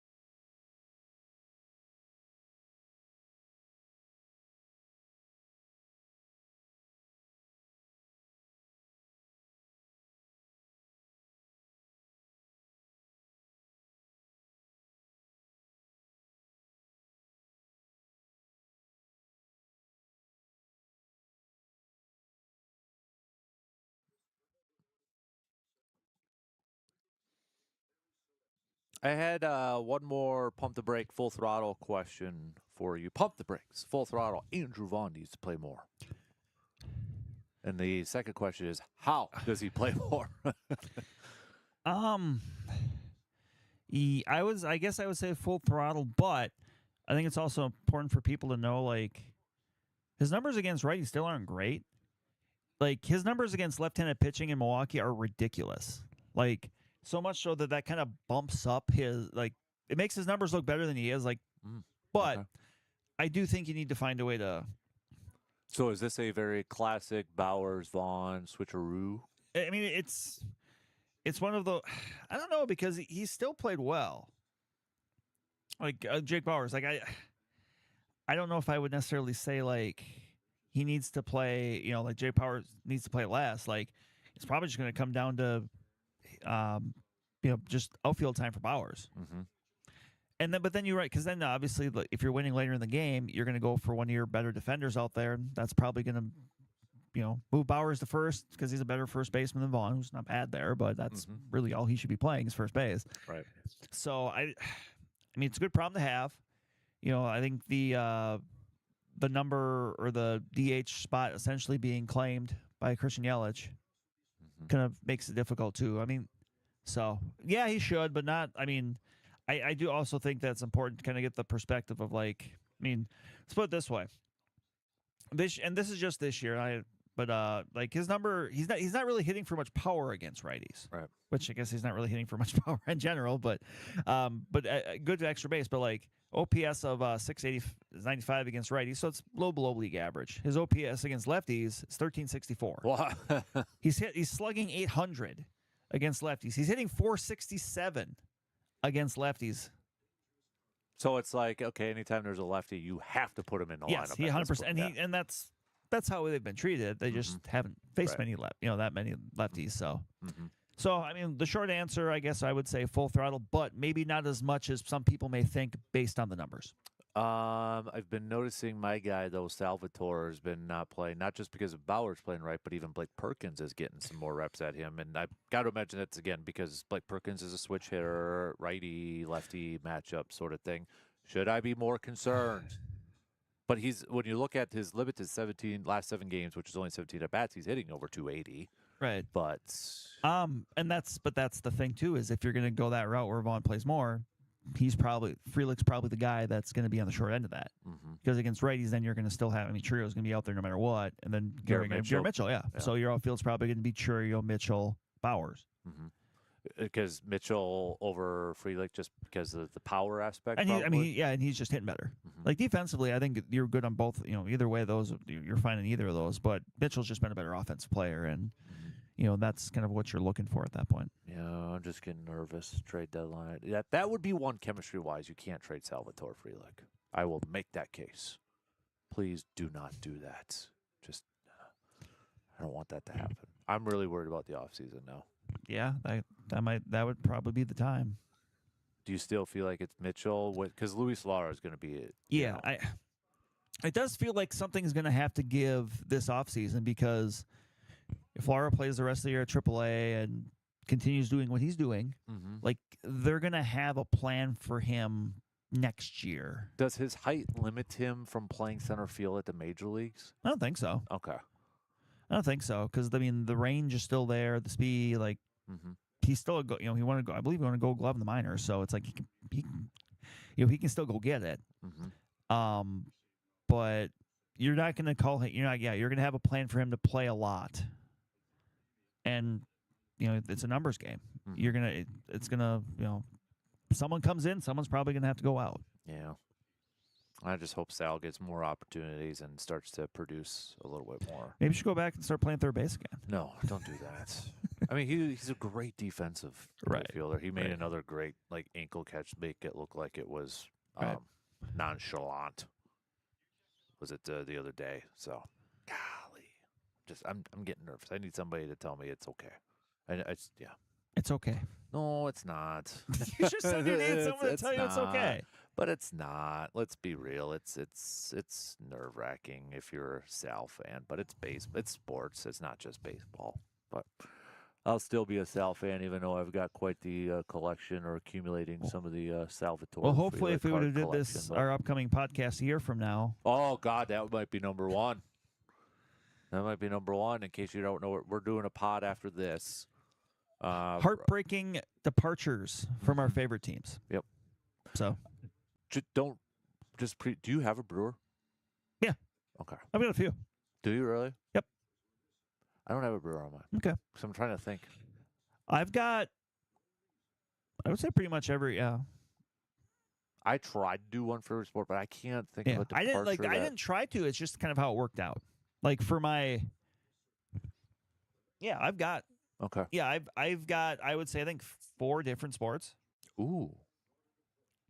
I've got, let me bring mine up here quick before we take our final break, before we get to picks.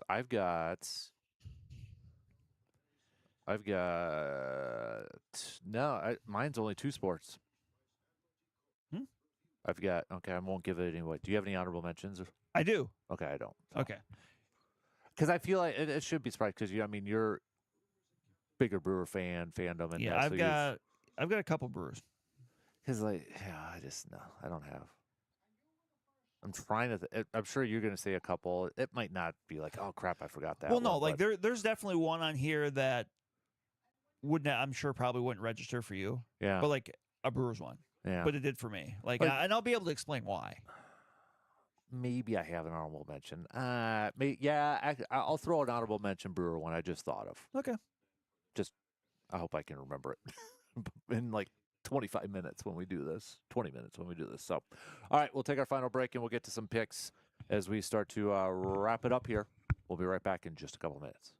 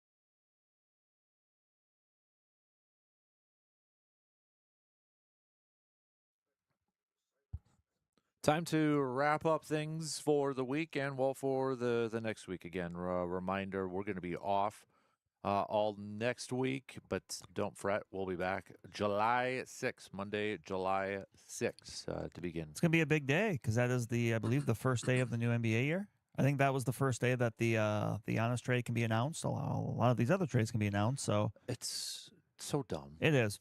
It's so dumb because you can have Nate Amens at your introductory presser yesterday. But you can't say why. Right. So where'd you get that draft pick? Well, we can't say. So dumb. Just come on. Like, I don't understand what we're doing here. Like, what are we doing here? Okay, let's do some picks here to wrap up things in the final 10 minutes. We'll stay with baseball here. And, excuse me. Again, we're picking the series since we're heading into the weekend.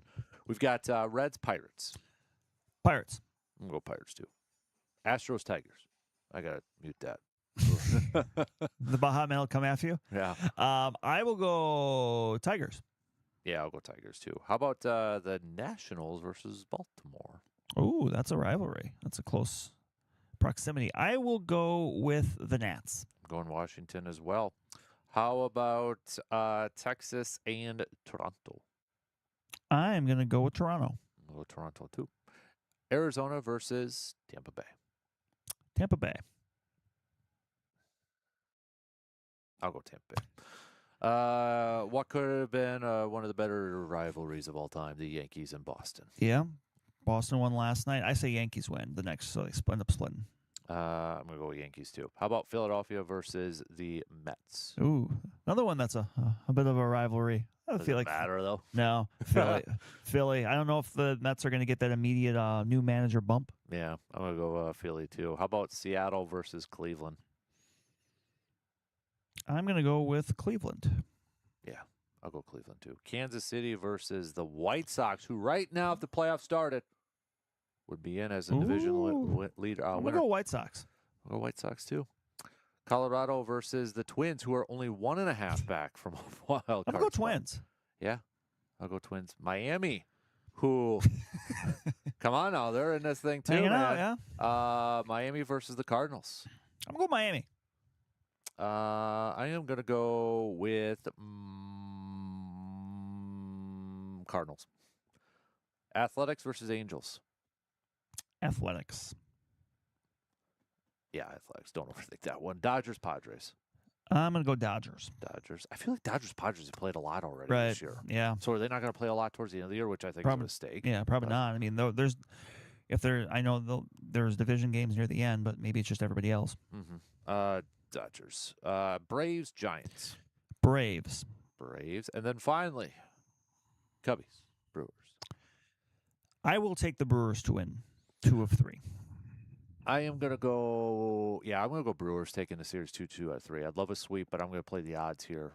It's just, you got your 3 pitchers. You got it. It's one of those things where, like, I mean, we're not here next week, obviously, but, like, let's put it this way. If the Cubs won the series, like, I don't think you're coming out of the weekend, like, panicking or anything, because that can happen. Mm-hmm. But, like, to me, it would almost just feel like a missed opportunity. Yeah. Based on how things line up. And that's why they play the game, but... I was just going to say, and I know it's division and such, but it's... yeah, I'm going to go Brewers 2 out of 3. Get her done. Get her done, as they like to say. So, all right, that's your picks for this week. I'm not going to get too far ahead and start making game picks for next week. That'd just be a little ridiculous. So, but prediction maybe. Do you think the Bucks will trade Tyler Hero before next time I talk to you? Yes. You think they will? That will be 2 weeks from today. Yeah. So, I think so. All right. I think so. Deadline spur action. I saw one trade rumor about Jaylen Brown now to the Pistons. This is what's so weird for me when it comes to the NBA. Do you think they're like a contending team in the NFL would trade a really good piece to within the conference? Right. I don't think so. Doesn't happen much. No. Even like baseball, I feel like that's kind of a rarity at some point. Right. You know? NBA is such a weird entity in itself.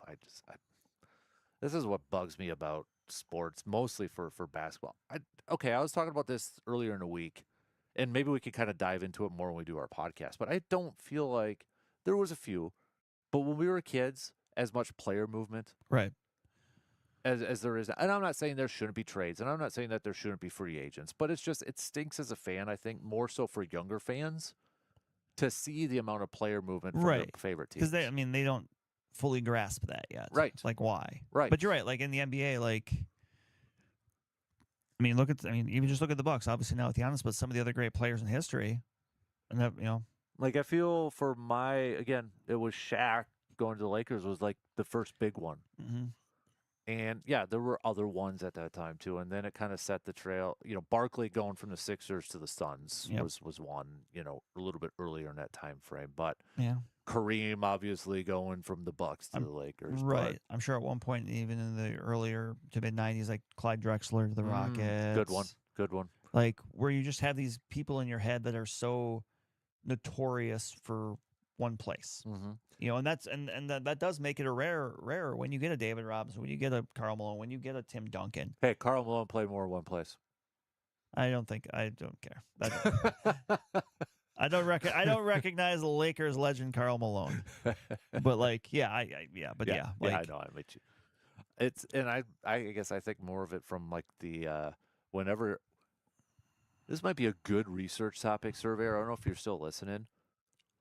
What sport first started selling jerseys as merchandise? And what was the first? You know what I mean? Like, because we grew up. I remember looking through catalogs, and it's like that's why I was like, and that's how I got like my first penny one cheap because he was not on Orlando anymore, and Shields had him for $10 when I was a kid. I'm like, all right, Petty Hardaway jersey, finally got one. That would be a good one. Like, what was the first jersey sold, or what was the first league to merchandise jerseys? I feel like baseball still had to be probably it. It is weird, though, when you look at, like, older photos or video from sporting events where people are just, like, dressed up. Yeah. Like baseball games especially, like the nice little hat and the suit. Yeah. Oh, yeah. That's why I always say if I could hop in a DeLorean, I'd want to go, like, to the 40s. Watch a baseball game and watch a football game. And it'd be totally two different things. Baseball, like I want to go to polo grounds. Mm-hmm. Football, you're literally in the backyard probably watching a pro football game. Mm-hmm. That's, I think that'd be the coolest thing. I want to see 30s, 40s, because I want to see Lou Gehrig, Babe Ruth, baseball, and But, all right, just a couple minutes left to the top. Any final parting words about Giannis, Bucks, anything?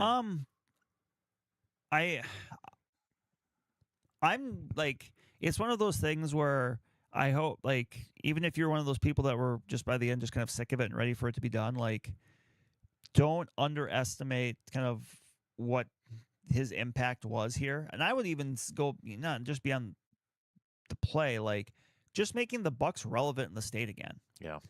We experienced this in the 2000s with the Brewers, where, there was a time where people didn't care about the Brewers in Wisconsin, or at least not to the level they do now. Right. And Giannis was the number one reason that happened with the Bucks. Like, you wouldn't see people walking around with Bucks stuff on. Right. Now, you go pretty much anywhere and you'd see a Giannis jersey, or you'd see a Bucks shirt, or you'd see a hat, or whatever. Mm-hmm. Like, and I've said this on here before, that I feel like Giannis helped save pro basketball in Wisconsin.